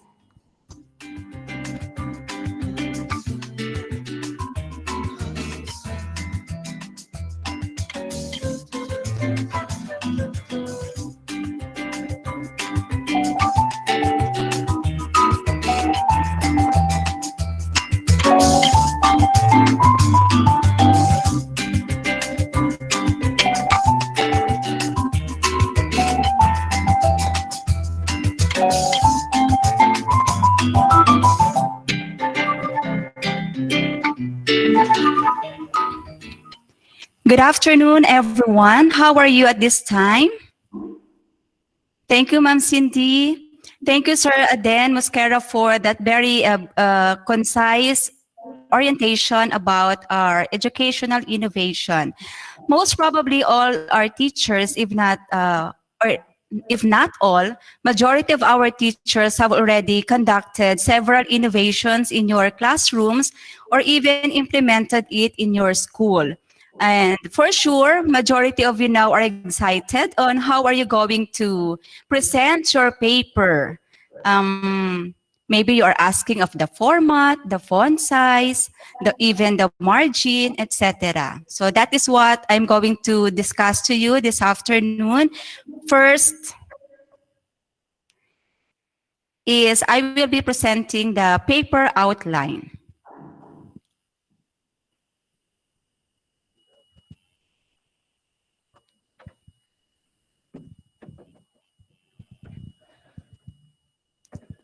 So for our paper size, it should be A4. The font style must be Arial, 11 in font size, alignment justified, and the spacing is single. So that is the basic requirements for the preparation of our innovation paper. And in the paper also, please take note of the following components. So you have to present the title of innovation, the innovation category as discussed by Sir Aden, then the name of innovator or innovators, because in this innovation journey, you may have it individual or you may look for partners or even conduct it in a group. Then, of course, the school or the office of the innovator or the innovators, the school's district where the school belongs, and the division, which is the school's division of Iloilo. Date of implementation. So the innovation showdown, so we are talking here about the finished product, the completed innovation. So we are just going to put it into package so that we can submit it for the showdown in the different governance level. And of course, the contact number of the innovator or the innovators. And the major part of our paper are the following. So we'll have the overview, the innovation description, the innovation statement, implementation procedure, innovation output or outcomes, sustainability plan, references, and mode of verifications. And I will be discussing each part of the innovation paper. So let's start first with the overview. Overview, it states the perceived problems and the reasons or effects for solving those problems. And in the discussion of your overview, please see to it that you have the evidences or your references. Please state what are the problems that you tried to solve and why is there a need for you to do that innovation or to solve that problem. Your basis may be from the result of the school monitoring, evaluation, and adjustment, or the school MEA, or you can have it in your school improvement plan if it is one of the priority improvement areas or the PIAs, or if it is a result of a particular research. So after identifying the result of the research, you're now going to apply it or to put it into action. Or probably your basis is your classroom observation. What are the happenings inside your classroom or inside the school? But I would like to reiterate, it's very important for you to give emphasis on your evidences. No, the presentation there must be data-driven or evidence-based. Please include literature if you are citing related literature in the overview, and just like at what I've said, statistics or data. Then states how the innovation will resolve the problems and states the relevance of the innovation to the department's vision, mission, and goals. Because everything that we do in the school must be anchored in our DepEd's vision, mission, and goals. Next part is the innovation paper.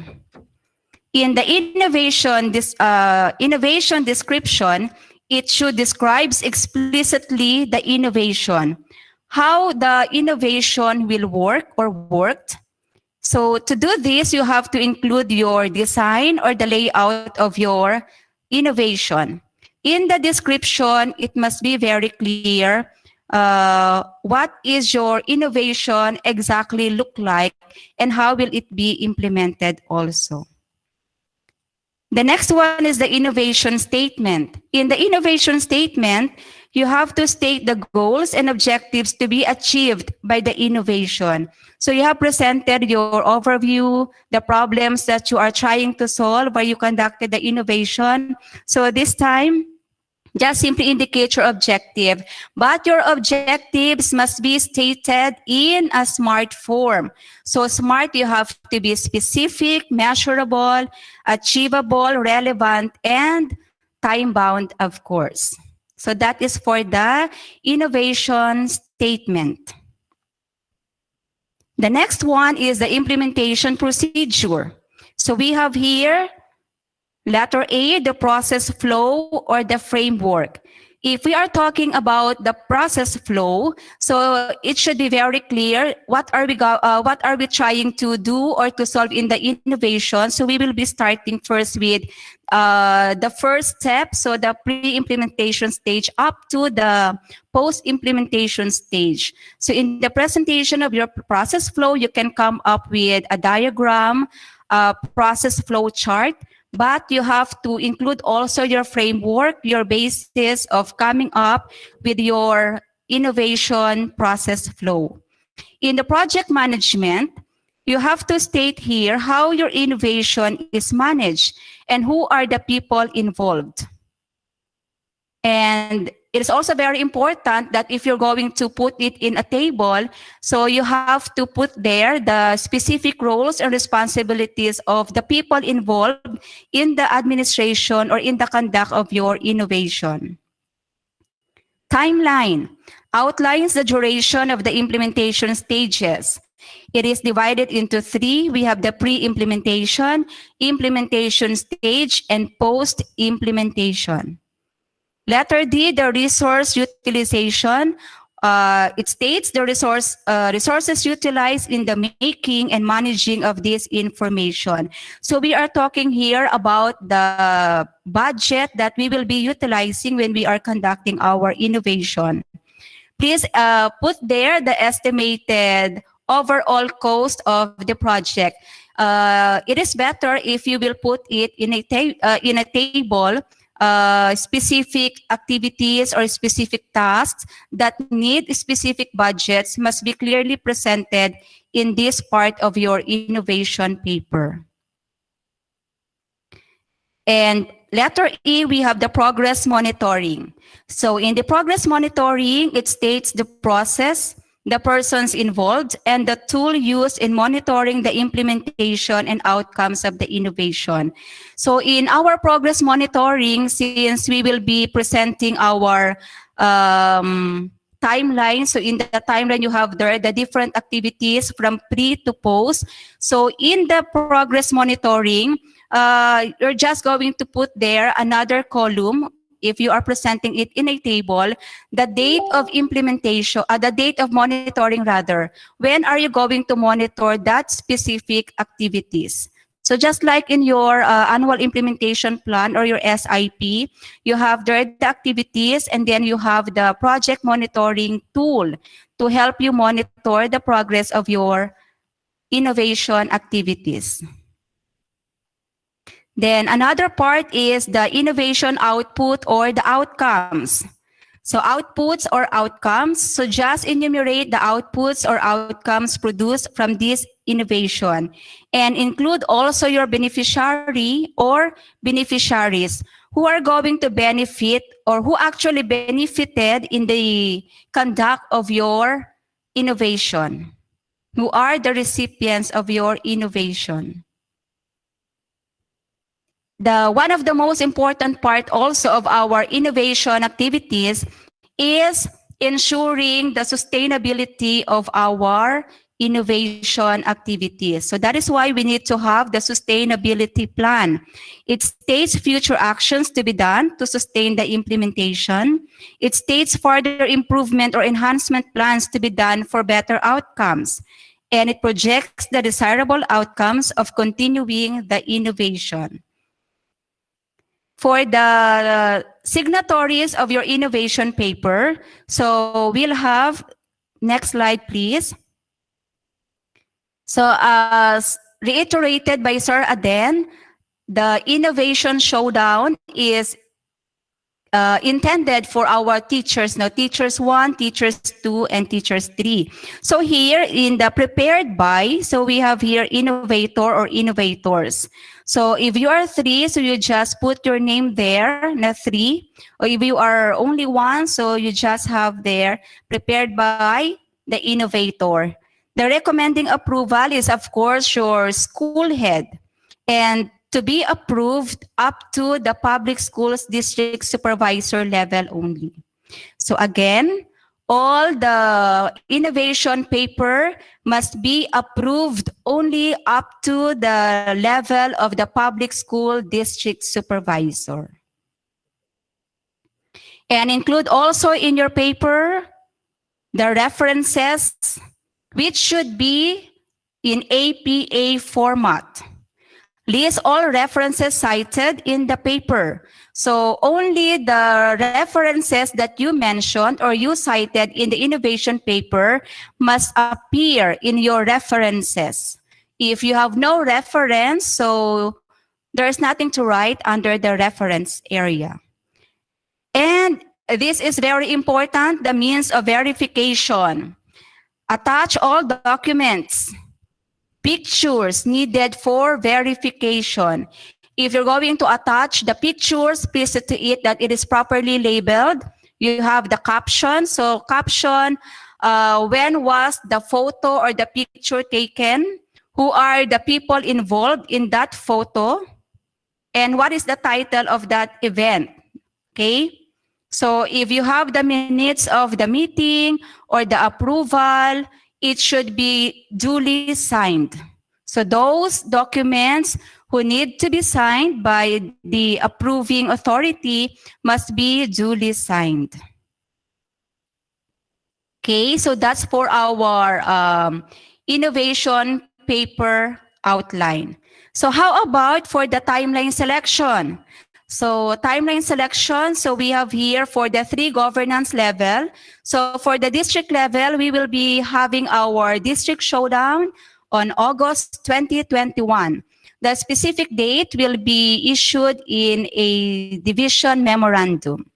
So for the division level, we'll have the showdown on September 2021, and all winning entries in the division, the culminating activity will be conducted in November 2021. So that is now the regional level innovation showdown.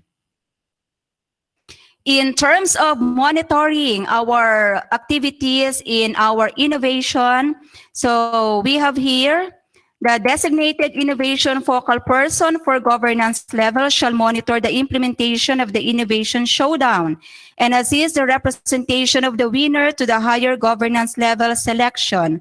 That is why after this orientation, we will be requesting each schools district to come up with the members of your schools district evaluation committee and come up with the implementation plan, which I will be presenting to you the format later. The implementation plan will be submitted in the division office on May 28, 2021, because that will be our basis in monitoring the implementation of your innovation activities in your school's district. So these are the specific members of the district evaluation committee. Sir Aden had already presented it a while back. So I will just like to reiterate the number of participants or the number of person in the school's district evaluation committee. So again, it is to be headed by our public school district supervisor. And the members are the following: 3 school heads. Then LGU in charge of education, 1. PTA representative, so it should be the school's district federated PTA president or vice president, up to the secretary, whoever is available or whoever do you think can best represent them, but only 1 from the PTA. And you have to designate their district supervisor, 1 district innovation focal person. So in total, we have 7 members in the school's district research committee. Yes po, sa LGU, it is the SB in charge of education. Okay? So let's move to the members of the division evaluation committee. So for the division, we will be chaired by a designated assistant schools division superintendent with the membership of the chief of the school governance and operations division, Chief of the Curriculum Implementation Division, and we will be inviting one external evaluator. And of course, included also is the designated innovation focal person. So all in all, we will have 5 members of the Division Evaluation Committee. Okay, so that's for our members of the Schools District and Division Evaluation Committee. So what will happen after this orientation? So first, we will issue a division memorandum on the institutionalization of the educational innovation in the schools division of Iloilo. What was mentioned by Sir Ruel and Sir Aden during their talk was the issuance of the regional memorandum, which is the institutionalization of the educational innovation in DepEd Region 6 Western Visayas. So this time we will have our division memo stating the institutionalization of the educational innovation in the schools division of Iloilo. And also, we will be releasing a division memorandum on the specific dates on the conduct of the innovation showdown, including the mechanics and the rubrics. For our rubrics, I would like to share to you the hard work of one of our pool of school-based researchers, one of our TWG from the 2nd Congressional District, si Dr. Juvie Bendayon. We requested for his expertise to come up with a specific rubric intended for the evaluation criteria only. Because in the regional memorandum, we only have there the certain percentage per category or per indicator in the evaluation criteria. So this time, next slide please. Yes, kindly click the, we have here the, please click the previous slide, that one.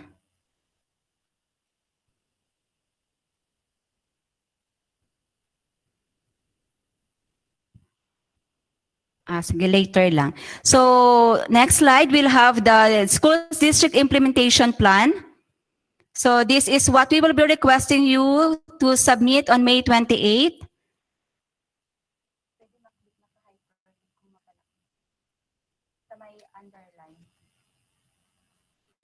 The hyperlink is not working. So anyway, you have there the template for the schools district implementation plan. So you have 5 columns, the critical action activities, the first column. Then you have there the responsible or accountable office persons. Then you have the time frame, the estimated budget, if there is a need for you to have the budget.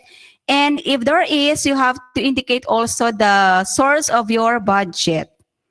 So just enumerate there the different steps or actions that you will be implementing in the duration of these innovation activities. From the planning or the orientation among the different members, or from the establishing the members of the schools district committee, then your orientation probably in your schools district, and the monitoring of the innovation preparation up to the actual day of the innovation showdown in your district. And please include also there the designated schools district innovation focal person. So you have to include the position. Again, this district innovation focal person must be a school head also. And this focal person is not one of the 3 school heads that you have included as the members. So separate po ito. So 3 school heads and another school head for the innovation focal person in the district. The position of that focal person, the office, the contact number, and the email address. and it should be signed by the District Innovation Focal Person and approved by the Public Schools District Supervisor. Okay?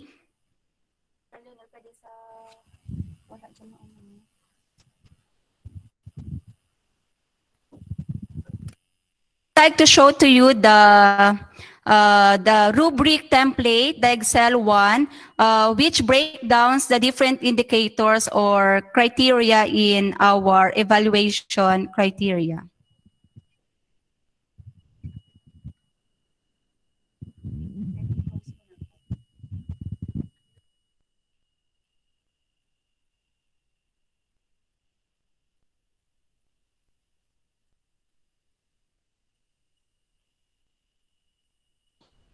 Okay, thank you very much. After listening to Dr. Tamayo, thank you to Sir Reggie for preparing to us the video presentation. I believe this time Dr. Tamayo is with us listening. It was really very Okay, well thank you, Sir explained. Leonel, Sir Vincent. So that's it. So if you can see there, so we have the standard rating description.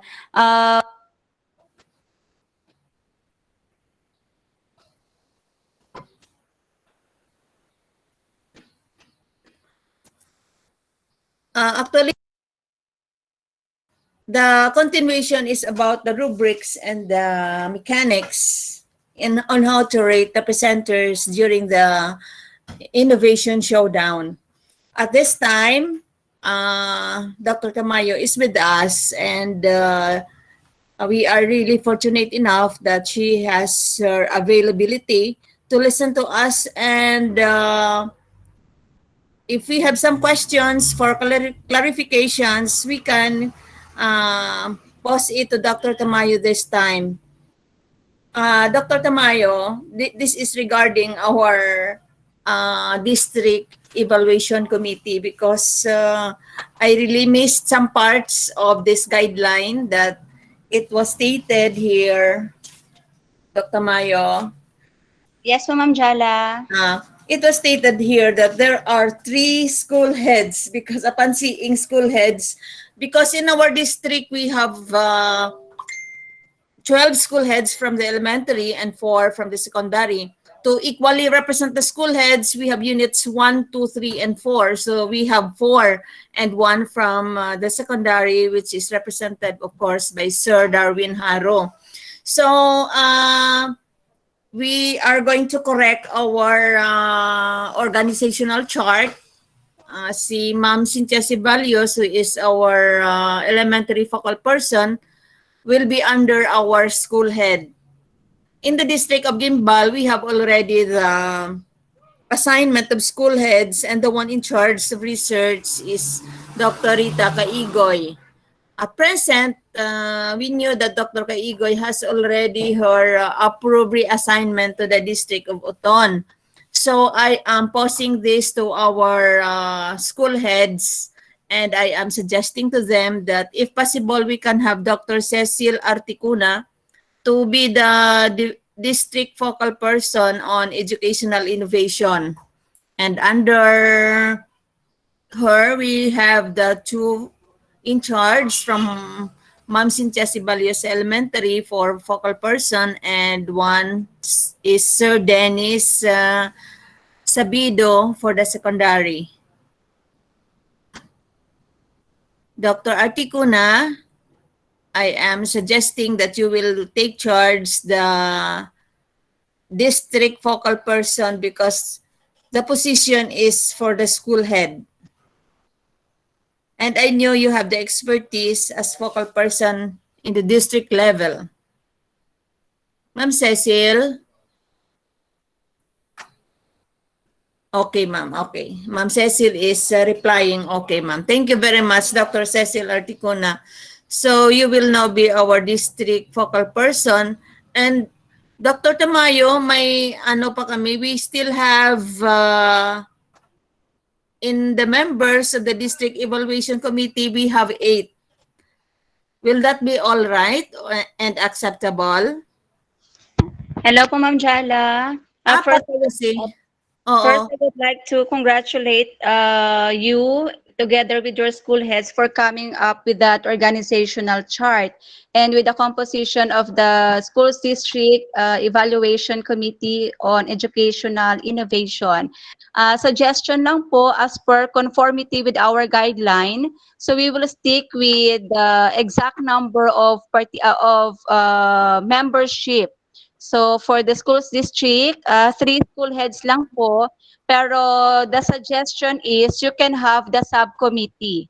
So para included pa rin po the other school heads, but they will just fall under the subcommittee if it is okay with you po.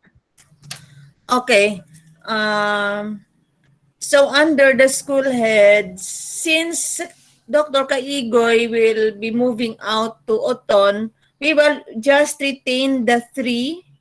Ma'am Susanita Friliano, the principal 2 of Cabasi Santa Rosa Integrated School, and Ma'am Roselia Hinesi, principal 2 of Kamanggahan Elementary School, and Sir Haro. 3 of them will be the school head, and Dr. Articuna will be the district focal person. Ma'am Jara, good Yes, morning. yes. Yes, Sir Ma'am, I will Darwin. to Uton in July together with Dr. Kaigo. We will go home to Uton. So I would like to volunteer my name to be replaced by another school head because in July we will be in Uton already. Okay, sir. Congratulations to your promotion, and you will be Yes, nearer ma'am. to Thank you. your home. I Yes. was promoted last year, pa ma'am, September last year pa. I'm already, my plantilla is already Uton High School. So evidently, I will be moving in Uton this end of school year, ma'am. So thank you so much for the recommendation, but it would be better if we can give it to other school heads, ma'am. Thank you. Okay. Yes, well taken po, Sir Darwin. So the other secondary school heads, we have Sir Felix Santolea, Ma'am Agnes Sipanayaw, and Ma'am Sylvia Napatang. But if you have, sir, somebody, whom do you recommend for the position? Because we do not know when you will be leaving for Uton. Ma'am, definitely I will be leaving after the school year ends in July 10. So anytime in July, I'll be moving to Uton. But since it is the school head that is being asked, no, Okay. being tasked to be assigned as a member of the evaluation team, if you were to ask me whom to recommend in the secondary, I would recommend the younger one, Ma'am Napatang, Silvia Napatang, because Ma'am Agnes is also considering retiring, and Daddy Felix is, I think, also busy. So it would be better if you can give it to Ma'am Napatang because she's younger and ready and able to mingle. Okay. Thank you very much, Sir Darwin. If Ma'am Napatang is around, maybe we would like to hear from her. Probably she is not around this time. I'll just talk to her. Okay, thank you very much, Sir Darwin. Okay, ma'am.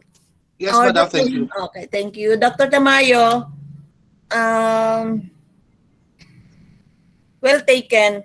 The suggestion is well taken, and we have already 7 members of the district evaluation committee.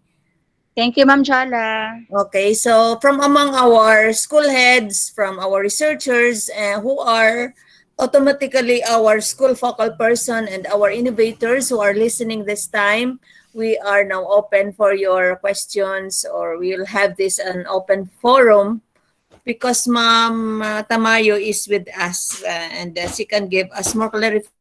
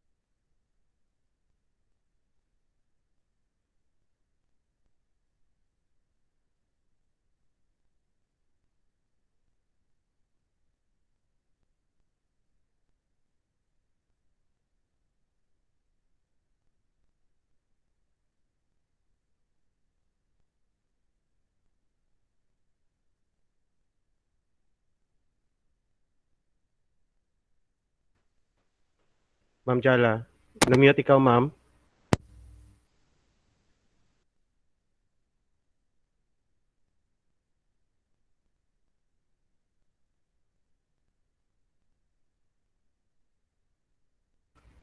Nakamute, nakamute.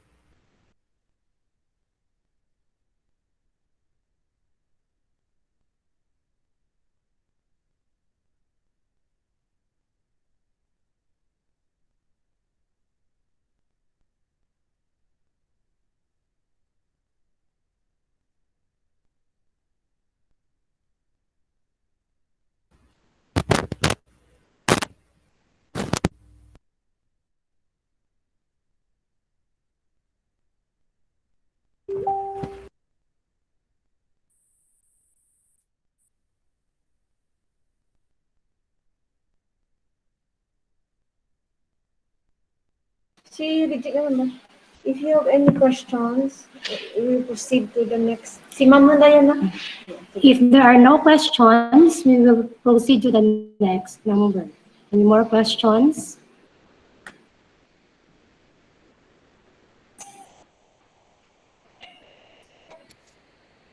Okay, I think nobody raises questions, so we will continue. So thank you so much, ASDS Adonis Mosquera and Dr. Dalia Tamayo, for all the inputs you have shared with us.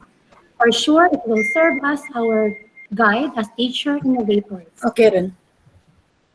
Okay na audio ko, Ma'am Rosemary.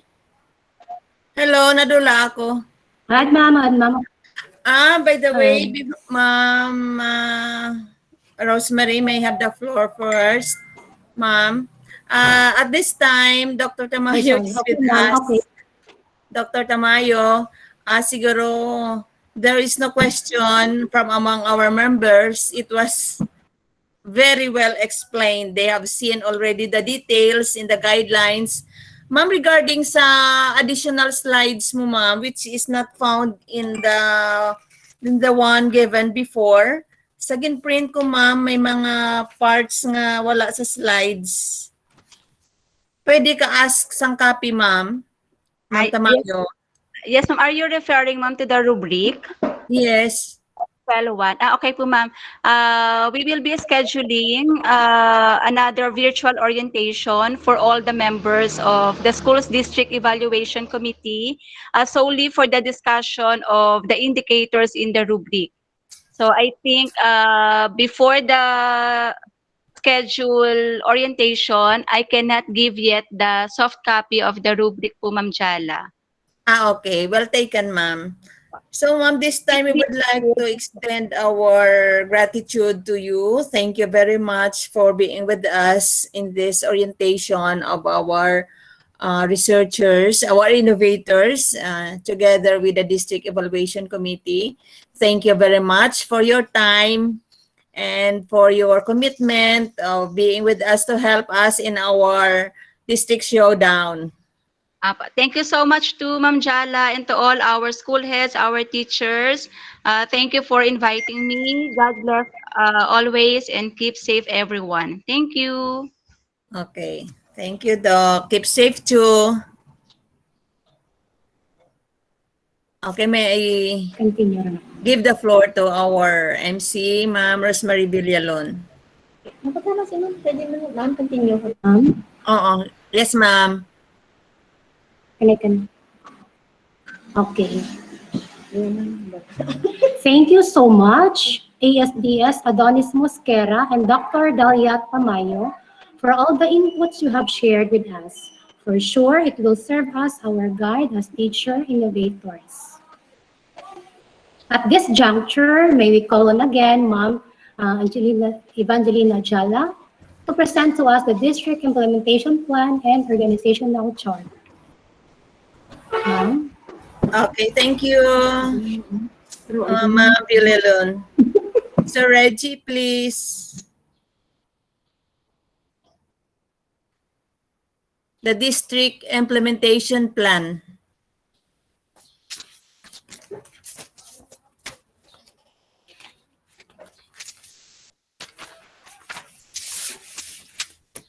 In the template given to us by our schools division office, we have here the crafted implementation plan on the institutionalization of educational innovation. This was crafted last May 27 with the help of two focal persons, Ma'am Cynthia Sibalios and with Sir Dennis Sabido, focal person from Gimbal National High School. For critical actions and activities, we have here dissemination of Office Memorandum number 92, virtual orientation on the institutionalization of educational innovation by SDO, Schools Division Office, Iloilo, last May 18, 2021. So now we are having the virtual district staff meeting, last May 26, no, district office, May 26, 2021. Strategic planning session on district institutionalization of educational innovation by the district office last May 27, 2021. In a short span of time, I have approached the focal person in the elementary, Ma'am Cynthia Sibalios, and with Sir Dennis Sabido in the preparation of this implementation plan.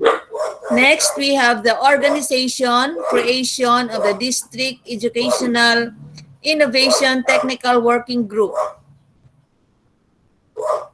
by PSDS and school heads last May 27, 2021. Only I haven't called up the school heads because due to the restrictions by the IATF that we cannot meet face-to-face. Next, we have crafting of the action plan for the institutionalization of educational innovation. This was done last May 27, 2021 by the district, the focal person of the elementary and the focal person of the secondary in the person of Mrs. Cynthia Sibalios and Mr. Dennis Sabido. Now we have the identification, submission of the list of school innovators by the school heads through the link posted in the group chat last May 27, 2021. Only at the moment, we have the innovators submitted from Gimbal Central Elementary School, Bulwangan, Kabasi, Kamanggahan, Igukulo, Nahapay, Nalandan. And we have also one from Nanga Integrated School,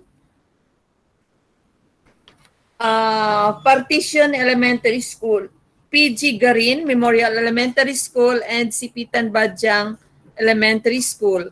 We have one from secondary, Nalundan National High School in the person of Elmi Aliares. So all in all, we have 5, 6, 7, 8, 9, 10, 11, 12, 13. We have 13 total number of innovations in our district. So this is good enough, no? 13 to present during the district showdown by August 2021. Next, we have the district showdown of the educational innovation that will be still in the memorandum to be given by the schools division office. That will be in August 2021. So, sa persons involved, we have members of the district education committee and the district technical working group. We have here a budget of 2,000 to be taken from the MOOE of the school heads. So I have also consulted our administrative officer if we can get expenses from the MOOE, and she approved it. So we will change our focal person, district focal person, the person of Dr. Cecil Articuna. So at this time, I would like to say thank you to Ma'am Cynthia Sibalios and Mr. Dennis Sabido for extending their expertise to me in the preparation of our district implementation plan. And for our organizational chart, in the organizational chart, we have now corrected our members. So we have already 7. We have Ma'am Priliano, Ma'am Roselia Henese, and our district focal person is Dr. Cecil Articuna, and one recommendee for high school in the person of Ma'am Silviana Patang, principal one of Partition Elementary School. And LGU in charge, we have SB Fidel Giliangarin in charge Committee on Education. And for the PTA representative, Rodolfo J. Talisay, our Vice President of the Federated PTA. And so we have now 7. Under this, we have the focal person from the elementary. We have Ma'am Cynthia Sibalios and Dennis Sabido for secondary. So under our focal person in the elementary are our school focal persons among the different schools in the district to be serving as our technical working group. So from Unit 1, Unit 2, Unit 3, and Unit 4, our school focal person will be working with the Ma'am Cynthia Sibalios, serving as our technical working group. For our ICT, during the showdown to take charge, we have our district ICT coordinator and the assistant ICT coordinator and a person of Sir Reggie Hariani and Enrique Guevara. For the secondary focal person, we have Mr. Dennis Sabido, Gladys Centoleo from Partition, Gretchen Binyas from Nalunda National High School, and Mauricio Giheneve with Marian G.C. Hinsaya from Kamangahan National High School, serving as our school focal persons. So this is now our organizational chart. So next time we will be calling up the members of the technical working group in order to prepare for the upcoming showdown, and later the specific schedule of activities will be laid down to you by our secondary focal person. So this is for our organizational chart. The school heads will be other school heads in the elementary. You will be probably asking where. So in the units,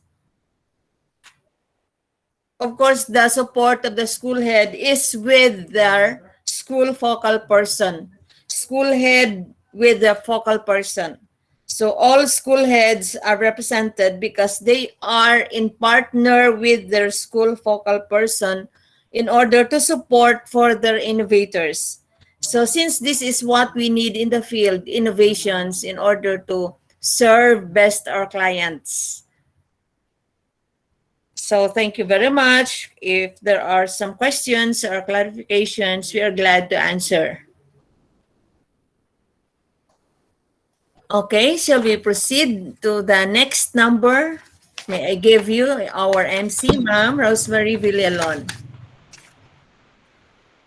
Thank you so much, Ma'am Jana. At this point, Mrs. Cynthia G. Ceballos, Master Teacher 1 of Gimbal Central Elementary School,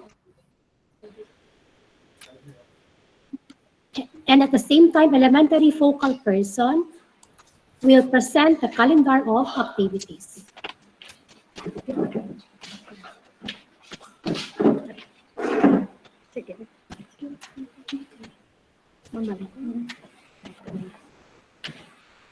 There you have it, innovators. Don't be stressed. I believe almost half of you are already on the research track, no? Kumbaga, libayon ng dyan kang aton nga research, no? So, it's not new to you. Just a sort of update ng dyan ang aton nga innovation, no?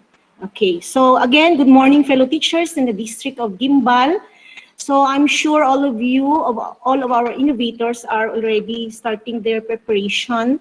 But let me read to you the calendar of activities for as follow. Number 1, it was started last May 26.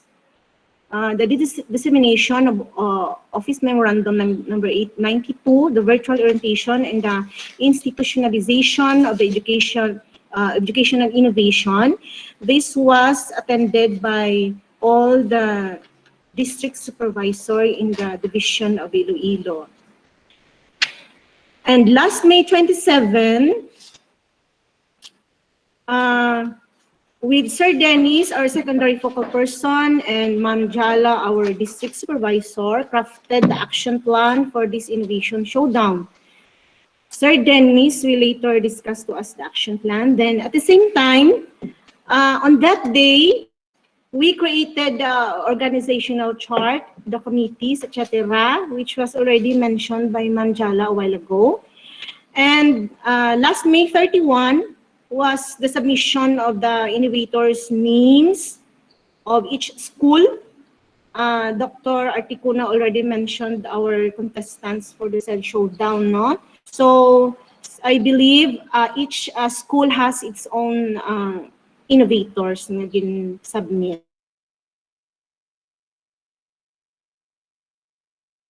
We are having our virtual orientation about the guidelines and etc. If you already have this copy, may ano kita digya, may hard copy. If you already have this copy, good, no? Kay may dyan ka mo. But for those who are for those innovators who don't have the copy, Ma'am Jala has the channel talang sa atin yung mga school heads, no? Yes, ma'am. Kay, mas namin share yung lang, hard ma'am. copy ka mo. Share ko lang, ma'am, sa school heads. District of Gimbal, school heads, elementary and secondary. Red, Share ko lang ang soft copy. Kay nami gid nga may tamdan ka mo, no? Okay, so ang video ni Ma'am Kaina nga gin-present kay Sir nga Glenn and kay Ma'am Tamayo is exactly the replica of these handouts, no? So don't worry kay everything sa video, and you can also review that kay recorded according to Ma'am Jala, no? So if you want to review it, siguro may link man si Ma'am Jala, and so much the better if you have this hard copy and also the soft copy, no? Anyway, after this, no, we will be creating our new group raman siguro, ma'am, no? Siguro ang sa group chat natin siguro, ma'am, it would be better if purely and exclusively for innovators ng guro, ma'am, plus ikaw, Abi, ma'am, and Sir Dennis and me, so that ang information will be disseminated ang kwangid bala, ma'am, ang updated gids para malikawan natin ang rabalang mamangkot sa sara, which is nga hindi man makabulig ang person na paputan na, but the three of us, kung may mga queries na, ma'am, makadirect sa na question. Okay lang, ma'am? Aside from inform mo, ma'am, bala nagligad nga, nga one, na group chat, if it would be okay for you, ma'am. Okay, ma'am. So that ang innovators, dyan lang natin ibutang ang ating mga questions, mga updated naman yung mga dissemination, ma-address dayon natin, no? Okay. Yes. So on June 11, Ma'am Cynthia, innovators and our school focal person.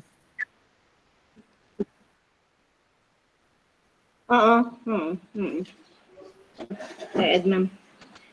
So, after siguro lang kada mama, kita ma-create kita ng atin And then, on June 11, we'll be organizing the committees for the said showdown for the information of everyone. Ang ating SRA, School Research Coordinator, will be automatically our TWG, Technical Working Groups. We will be organizing of whom we will be in charge of their certificate, ang mga program. So sa June 11 natin ra i-craft ang atin para by August 20 all set rin kita sa atin showdown, no? Okay, so ang TWG natin amura ang atin nga itap, no? Itap natin para ang tanan may mga assignments man, no? Okay, kay remember this is a district activities, so tanan kita dapat mag-participate gid, not only the central school being the mother school nga ang information is ang accessible, no, kay syempre diya kami sa central, but of course para maging successful ang ating activities, the said activities. Okay, now on June 25, this is to equip the innovators, since this is going to be a virtual. And I think we need the ICT team in the person of Sir Skim, Sir Reggie, and the assistant is Sir Skim, no? So, tudluanan da kita on what will be the scenario on that day, on August 20, para hindi kita mabudlayan, and at the same time, ang innovators, hindi man mabudlayan, kay virtual dya eh. So, at least, tuluan kita ni Sir Reggie kung paano ang actual scenario, no, para ang innovators can present their work ang okay gid ba lang wala ti mga lapses, no. Okay, on June 30 to July 30, this will be the first update of how far have you gone with your in terms of your preparation. Again, sa ating group chat, we will be updating you, we'll be asking you if ano pagid ang mga how far, how many percent ang inyo ron nga natapos, because I know ang iban kaninyo have already started their preparation, no, ahead of this webinar of our virtual today, no. So kabay lang daad nga ang tanan maging okay lang. And on August 6, there will be the presentation of the panel regarding the guidelines and criteria of the said showdown. The panel will deliberate the criteria and the rubrics, no, together with Ma'am Jala siguro. And August 2 to 19, this will be the start of the final preparation of TWG regarding all the necessary things to be accomplished on that day of August 20. So, ibig sabihin, nga from August 2 to 19, dapat ang ating mga committees naka-ready rin ang andang mga certificate, ang natuguro natin sa ating innovators, and antara man na as SOP, reakan natin once nga we are holding an activity, may committees kita na rin, no? So, i-update lang natin bigyan if kung ano rin ang until August 19, no? And the most awaited part will be the showdown proper. It's going to be a virtual presentation. So, again, thank you very much, Gid, sa bravery and courageous innovators natin. Kung ikaw napilian or napilitan, or whatever ang imong sentiments, kaya I know some of you pintan or may jangid or whatever, we rest assured you nga this will be a great showdown gid sa ating innovators, and God bless. And I will be sending this calendar also to you so that may guide ka mo kung diin kita ayon. So to end this, I would like to present a verse, read to you a verse from the book of Colossians 3, verse 23 to 24. It says, whatever you do, work at it with all your heart, as working for the Lord. So it means nga, dapat ang atin nga focus is to work joyfully and with love, because I believe nga kung ang tao nag-work nga may ano bala may negative sana nga self, hindi gid hindi ta na maging victorious sa nga work, no? So i-ano lang naton with joy gid ang atin nga pag-ubra nga para hapos lang natin kay kung hindi wala ti joy budlay gid man ubrahen ang bagay, no? Kapin pa kung napiritan lang kita or whatever, no? So not for human masters, no? Aton human master ang aton na being district supervisor, no? Since you know that you will receive an inheritance from the Lord as reward, it is the Lord Christ you are serving. Remember, ang aton nga paghimo dapat ang focus natin is hindi diya kay Ma'am Jala kundi kay Lord. We are working for our God, hindi sa aton nga district supervisor kay it says in the other verse nga kinahanglan masubmit kita sa aton authority, our principal, our district supervisor. So I believe nga kung ang atin nga obra is himuon lang natin insakto with joy gid with joy and love gid para ma-achieve natin ang tanan kadya. In the first place, magda para sa atin hindi lang dyan para sa atin but also for our learners. So with that, God bless and to God be the glory. Thank you very much. Thank you, Ma'am Cynthia. By the way, ang August 20 is temporary schedule. As mentioned by Dr. Tamayo, the division office will be the one to set the schedule for the district showdown. Thank you.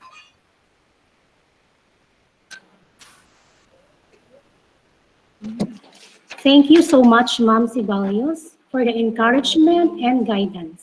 At this time, Mr. Dennis N. Sabido, Teacher 3 of Gimbal National High School and the secondary focal person, will share to us the implementation of Innovation Action Plan. Sir?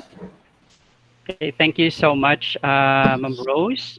Good morning to our very dynamic and active Public Schools District Supervisor, Ma'am Evangelina Jala, to our very competent school heads in the District of Gimbal, both in the secondary as well as in the elementary level, including our tested and proven school research coordinators in the respective schools in the district, be it elementary or secondary. It is a great pleasure and a providential opportunity for us to gather again for this another undertaking that will prove how best the District of Gimbal can deliver, even in the aspect of research and innovation. So, Reg, may ara man ako, sir, nga PPT nga i-present. Ma-present ko, sir, no? Okay, sige. All right. Share kita.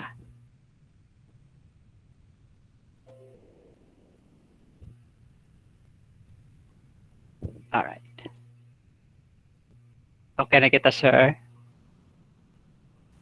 Okay, makita na, sir, no? Yes, sir, proceed. Okay, okay. Yes, sir. All right. More or less, the presentation of our beloved PSDS, Ma'am Jala, and also our elementary focal person, Ma'am Cynthia Ceballos. Hindi siya maglayo sa akong presentation because they are intertwined. But then for the sake of discussion and clarity, what I can probably do this morning is to highlight on the objectives of every activity and for us to be able to have a perspective of how are we going to institutionalize the innovation plan for the district leading to the Innovation Showdown this coming August.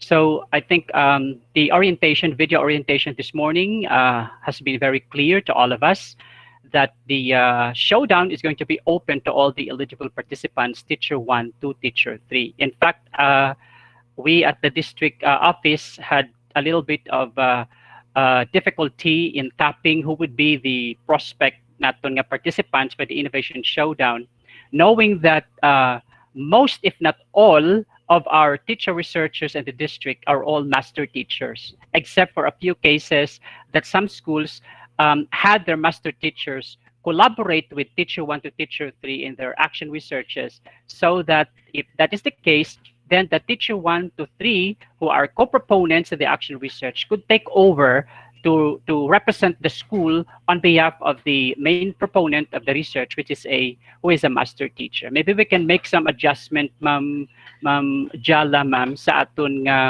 call up ng next nga research. Maybe we can institutionalize na in the next call up of birth and non-birth researches, especially action researches. We can have our master teachers in the schools collaborate with teacher 1 to teacher 3, so that we can have some preparations for the institutionalization of this innovation in the district and in the schools division of Iloilo. So I think that's very clear that the showdown is only going to be open to all teachers 1 to teacher 3. Good for the schools in the district who have submitted their action researches either in the birth or non-birth this pandemic school year, because automatically knowing the concept of action research, that includes an intervention. And having watched and listened to the video presentation on the content and the substance of this proposed innovation plan of the region, hindi gid siya maglayo, dear friends, bala sa district. Hindi siya maglayo sa research. Do ala ang gid siya. In fact, when I was trying to digest the guidelines, I come up with an idea that the components of the innovation paper are somewhat like renaming or revising the components also of an action research paper. So, ang aton nga mga action researchers subong sa District of Guimbal would not have any difficulty in coming up with their innovation paper, because more or less you can just lift some parts of your completed action researches and put it and suit it into the component as indicated in the division memo of what would be the innovation paper all about as part of the criteria in your presentation. Now, let me present to you the district action plan on the implementation of the Educational Innovation Showdown. Again, what Ma'am Jala presented and Ma'am Cynthia Ceballos and this presentation too would somewhat be the same.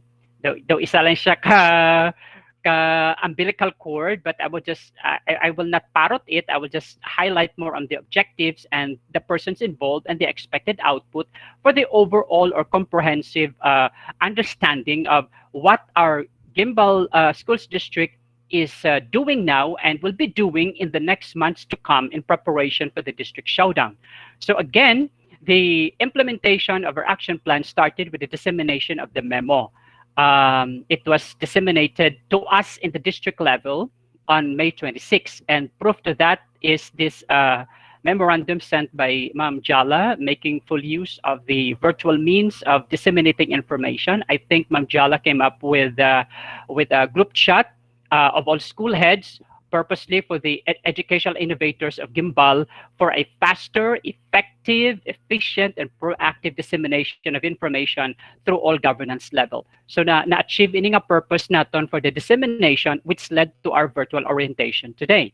Now, the following day, May 27, if my mind serves me right, I think it fell on a Thursday, Ma'am Jala called Ma'am Cynthia, and Ma'am Cynthia also sought my assistance to come up with what the district can do to implement this particular mandate for educational innovation.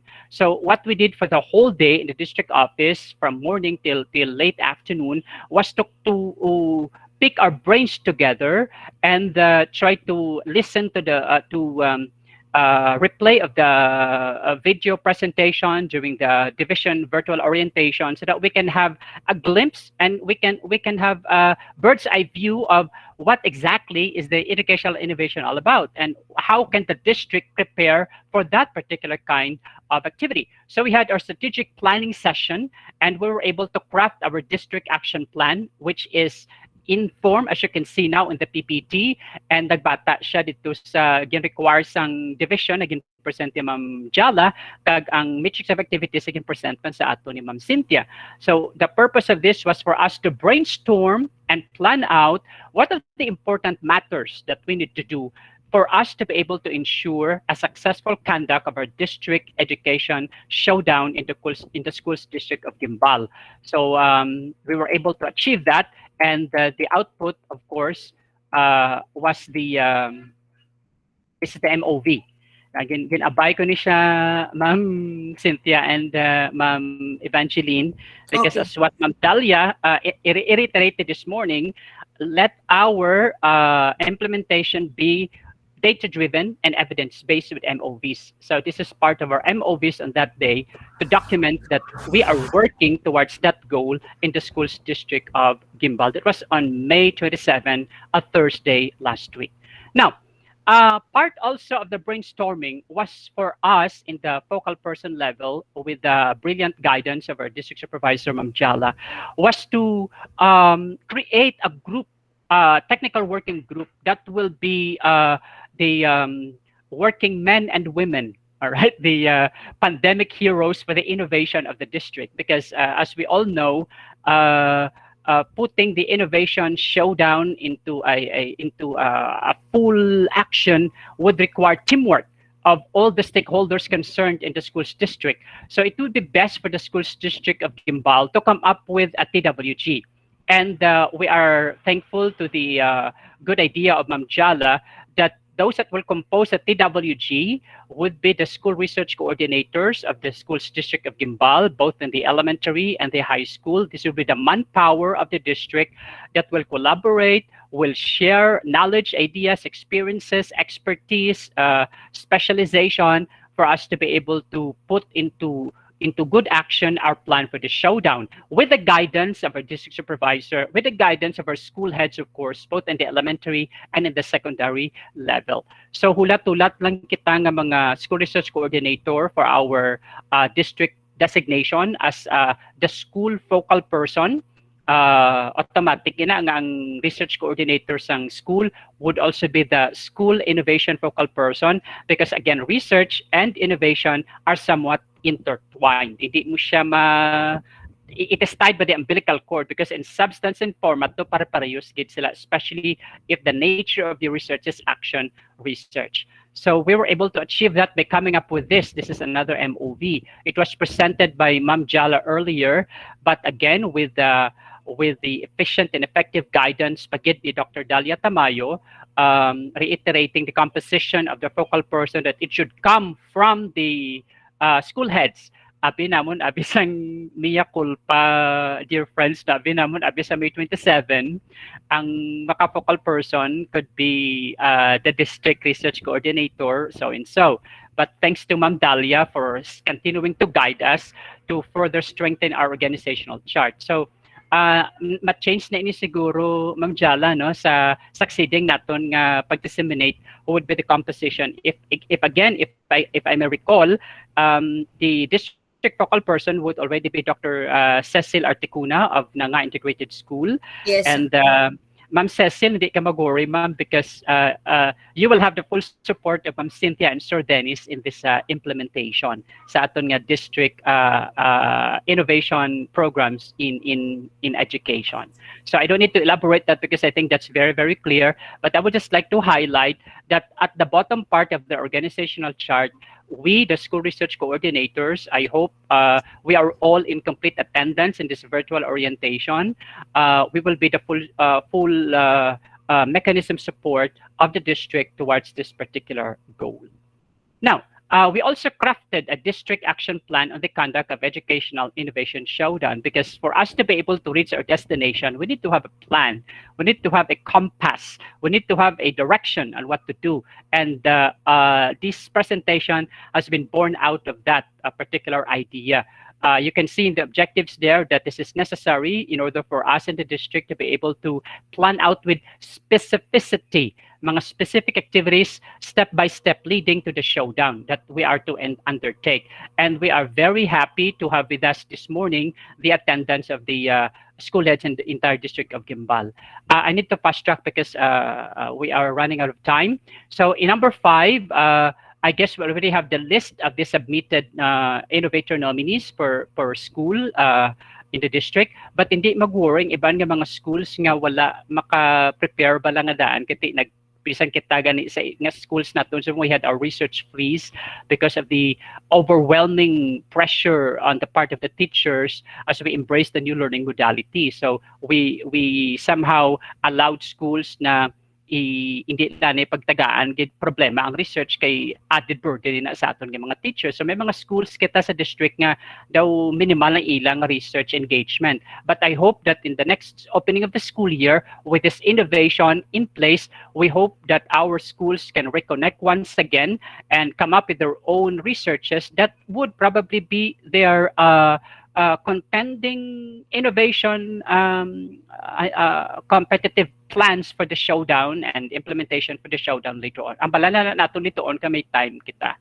Now, again, what we are having right now at this very moment is indicated in activity number 6 there, which is the virtual orientation, because Ma'am Jala and Ma'am Cynthia and I were able to come up na there is really a need for virtual orientation because even us, the 3 of us, when we met last May 27, doon di makami gani kabalo kung anugid bala ang tinutuyo sang region kay sa division sini. So we had to take time to really listen over and over and over again to the recording of the virtual orientation until we were able to come up with our own idea of what exactly is the good motive behind this educational innovation.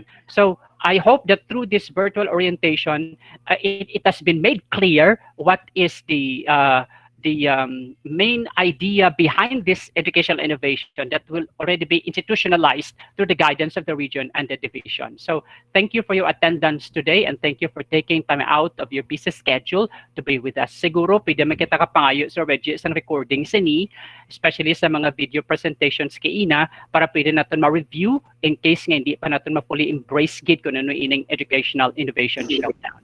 Now, this is sir, yes, sir. MOV naton. Can screenshot ko lang as part of the MOV today. Thank you very much. Now, I'll go back a little bit. The preparation, implementation, post-implementation phase of the educational innovation among participants. Kasi kanina, it was highlighted by Dr. Dalia Tamayo that there is a monitoring, sort of monitoring of the implementation of the innovation. I think it was on page 14. If you can receive the hard copy or soft copy from Amjala, it is on page 14 of the memo that there is going to be a progress monitoring of how the implementation has been done, is still going to be done if it is still ongoing. But for the sake of all those teacher researchers naton sa District of Gimbal who have already implemented their action researches, be it birth 2020 or non-birth, na completed na. Halimbawa, dira sa Gimbal naton may birth 2020 kita through approved research dira ni birth researcher naton sa Nalundan. Pwede ina siya makastart ka na sa imo nga preparation for an innovation paper kay na-implement mo na siya si Ma'am Loveline na sa Nalundan Elementary School. So i-brief namon later on kamo if there is necessary for more technical assistance to further equip you and guide you to be able to come up with a good presentation. So may preparation siya, may implementation, may post-implementation nga phases which will be monitored by the district through our technical working group, which will start this June until July. And then, again, just like what Ma'am Cynthia stated a while ago, kita nga school research coordinator that will be the district TWG will have our own working committees to prepare for the district showdown. We will update you as to when would be our specific time to convene virtually to achieve this particular purpose. And then, we felt there is a need for our district ICT team to capacitate our innovators so that they would have the confidence to present through virtual means. Kaya hambal na mo ni Ma'am Jala, ni Ma'am Cynthia Ceballos, kung face-to-face lang tani, wala siya problem, kaya ti ma-present kita sa PPT, may smart TV kita, may may screen kita, that would be okay. But because to avoid any possible contact or infection of COVID, we will embrace the virtual means of doing the showdown. To prepare for the showdown and to ensure nga seamless and smooth sailing ang tanan-tanan, we will need the help of the ICT team of the district to capacitate our innovators how to prepare the PPT, all right, what are the guidelines to do that, how to do the recording, and maybe we can have an orientation on that so that on the actual showdown, smooth kag tayo yun na ang tanan-tanan. Knowing that not all our teachers in the field are equipped with expertise in the use of ICT, so the district comes in to capacitate you to build your confidence to be able to come up with a very good presentation during the showdown. And then the district will also monitor your progress in doing so, and technical assistance will come in.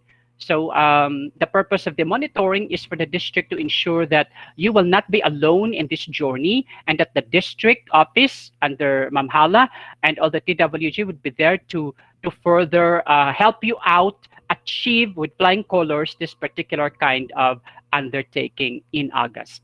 Of course, na amo ni siyang bali Ma'am Dalia kaina in letter E, progress monitoring as part of the mandate of the district through the focal persons and the TWG. And finally, we will have our TWG final preparations for the Innovation Showdown. We will leave that to the TWG for a separate orientation because for lack of time, of course, the expected output is the terms of reference of the different working committee members and what exactly they are going to do during the showdown. And finally, come August, there will be the virtual conduct of the Schools District of Gimbal Innovation Showdown. And of course, as stated by Ma'am Dalia Kaina, kita sa district nag-plan out na kita as early as last week as part of the action plan to have it conducted sometime in August, third week of August, specifically August 20, so that we can have our own working timetable. Nami abi ko nakaplano kita sa district para more or less we know what to prepare and how to prepare to achieve our goals. But Ma'am Dalia earlier mentioned that it will be the division to set the date of the showdown. We just hope that it will be a little bit extended, Ma'am Jala, no? Para may time kita to prepare for that. Kaya medyo ating preparation time very tight, knowing end of school year na ang July. So masako, kita tanan-tanan. But let's just cross the bridge when we get there and wait for further instructions from the schools division of Iloilo. But to all our innovators, you don't have to worry because your school's district will be there to provide you technical assistance if you need so. All right. Again, in closing, the purpose of this initiative also in our district, re-echoing the mantra of the region about making every child a champion through championing teachers in the field of research and innovation as part of the DepEd Central Office mantra of Sulong Edukalidad. So we will have to face the challenge with innovation through educational innovation. So that would be it for our district action plan. Thank you so much for bearing with me in this presentation. Should you have any further questions, do feel free to contact or visit the district office through Ma'am Jala or through Ma'am Cynthia for the elementary, through yours truly for the secondary for further guidance on the preparations to undertake. Thank you so much and have a great day, everyone. Okay.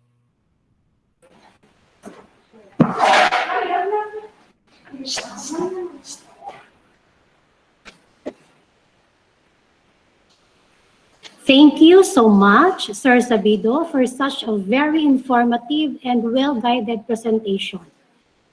At this time, Sir Darwin A. Haro, Principal 4 of Gimbal National High School, will have his word of thanks. Sir?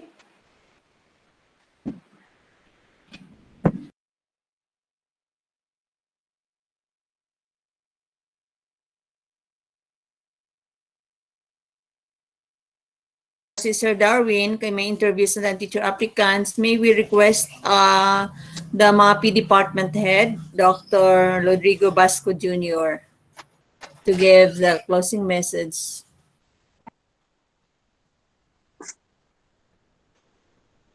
Good morning, everyone. on behalf of our principal four, Sir Darwin A. Haro, we would like to congratulate Ma'am Jala and to the team no behind this orientation, to the ICT, to MC, and to our schools division of Iloilo, Dr. Tamayo. Congratulations. Hope we will produce um, quality, effective, efficient innovators in the district of Gimbal. Thank you.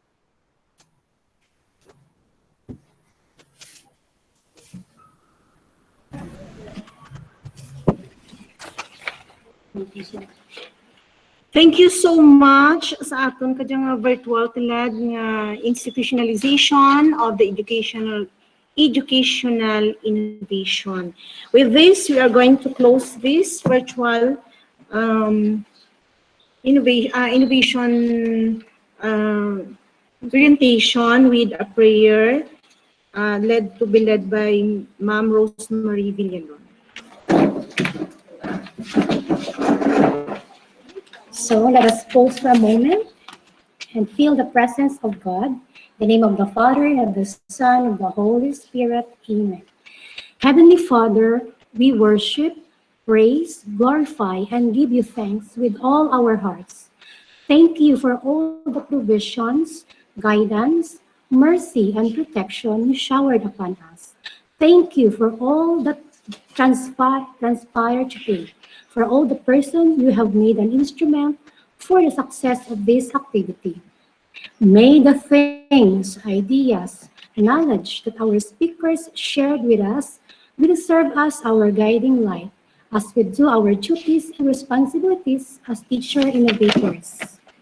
Lord, send your Holy Spirit to us every day so that we may be filled with enthusiasm, courage, and at the same time resilient enough as we face each day our challenges and difficulties.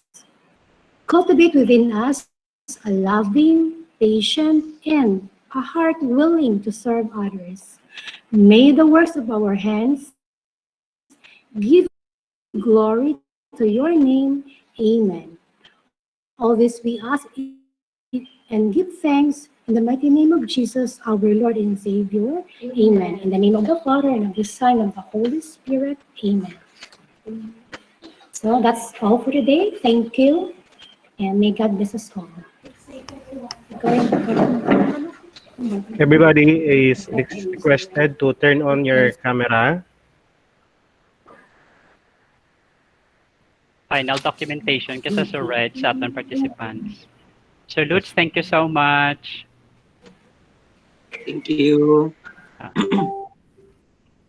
Thank you, with Sir Woods. Again, everybody's requested to turn on the camera for documentation. Anyway, ang virtual meeting is recorded. The link will be uploaded later for the review. So, print screen na lang kita, Nay, ha? So, 1, 2, 3. Go.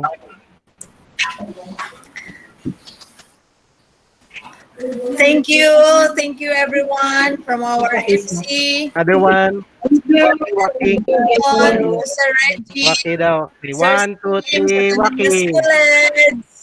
Thank you very much to all our school heads, to all our research and research coordinators, to our innovators, Ma'am Cynthia, Sir Den, congratulations.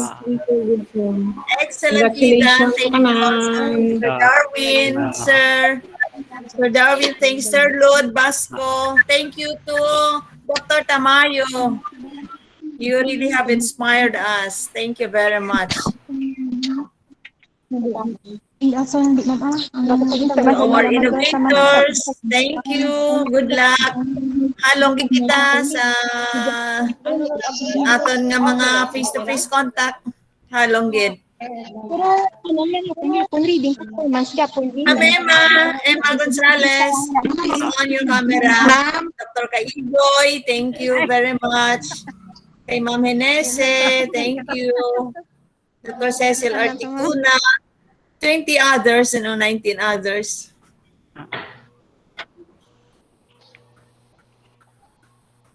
Okay, thank you Yeah, to thank one and you. all. Ang Okay. soft copy ay upload ko lang sa atin nga ano, nga group chat. Ah. Ma'am, Yes, sir, Dan. mas nami kay guro, ma'am, kung makasend kita sa school heads balas sa atong video presentation para mariran sa aton mga school heads kag innovators. They can watch and listen over and over again for them to fully understand the innovation showdown preparations, ma'am. Yes, sir, Dan. Actually, it was already uploaded Yeah. last time. Yeah. Ano lang, i-review lang sa school heads ang aton nga group chat. I have already uploaded. And soft copy of the guideline was already uploaded last time. Kung ano, pwede man ma-send liwat para... Actually, we have a Facebook page, District of Igbaras, District of Gimbal. May Facebook page kita. So, ibang gina-upload ko sa Facebook page para hindi pala mag-scroll up kita. Okay. Thank you, Sir Den. Ma'am, may pahabol lang ako, ma'am. Yes. Na announcement kay I'm so glad nga rin aton mga school heads. If you'd allow me, ma'am. Yes, sir, Dan. To inform our school heads, elementary and secondary school sa Gimbal, that I already have the possession of our first ever Schools Division of Iloilo Research Journal. This is first naton nga research journal in the history of Division of Iloilo. And tanan ni nga mga schools, both elementary and secondary, in the whole division will have their own copy for use of the teachers. Because the contents of the Kalantip, the official research journal of the Schools Division of Iloilo, are compilations of researches conducted by our teacher researchers in the Schools Division of Iloilo. This is volume 1. So siguro, I wish tani to visit all the schools to give this out personally to you para mag-guide na aton mga teachers bala part of strengthening the culture of research in the school. Kay ari di ang mga researches sa sulod kompleto ini siya. So, ihatag ko lang guro, dear school heads, kay Ma'am Jala, i-care off ka lang sa iya, kag kwaon lang guro nila. Okay lang ma'am, kwaon lang nila sa imo office ang ila copy. And this is for free, kag pandingan in isang division to disseminate all the conducted researches. And I hope nga pagbaton sa aton nga school heads, and the school research coordinator can also use this to help our teachers in how to propose action researches. Okay, this will be a good guide for them. So thank you so much. Grab your copy. Siguro mga next week lang mag-visit ako. Yes, sir. Ma'am, and thank you your so much. certificates kay Marvy Salongkong. Yes, ma'am. And Jerlyn Tan and Lovelyn Gatumbato in the district office. Yeah, the one you've given last time. Yes, ma'am. Ang kuha na siya, galing, Ma'am Lovelyn, Ma'am Marvy, if you remember the first research congress last year, all the hardworking achieving TWG sa district were also awarded with a certificate in recognition of your efforts. So naging kuha ko na ang certificates ninyo sa division office para hindi na kamo magkadto dito para iwas kita sa COVID. Pakikuha lang Ma'am Marby, Ma'am Lovelyn, and Ma'am Jerlyn, sa kay Ma'am Jala sa district office kay ato na sa applications. Thank you, ma'am. Okay, thank you. Thank you. So this ends our virtual orientation, and thank you very much, everyone. Thank you, everyone. God bless today. God bless. Work from home ako, Ma'am Jala. Work from home. Stop recording ako rin naman.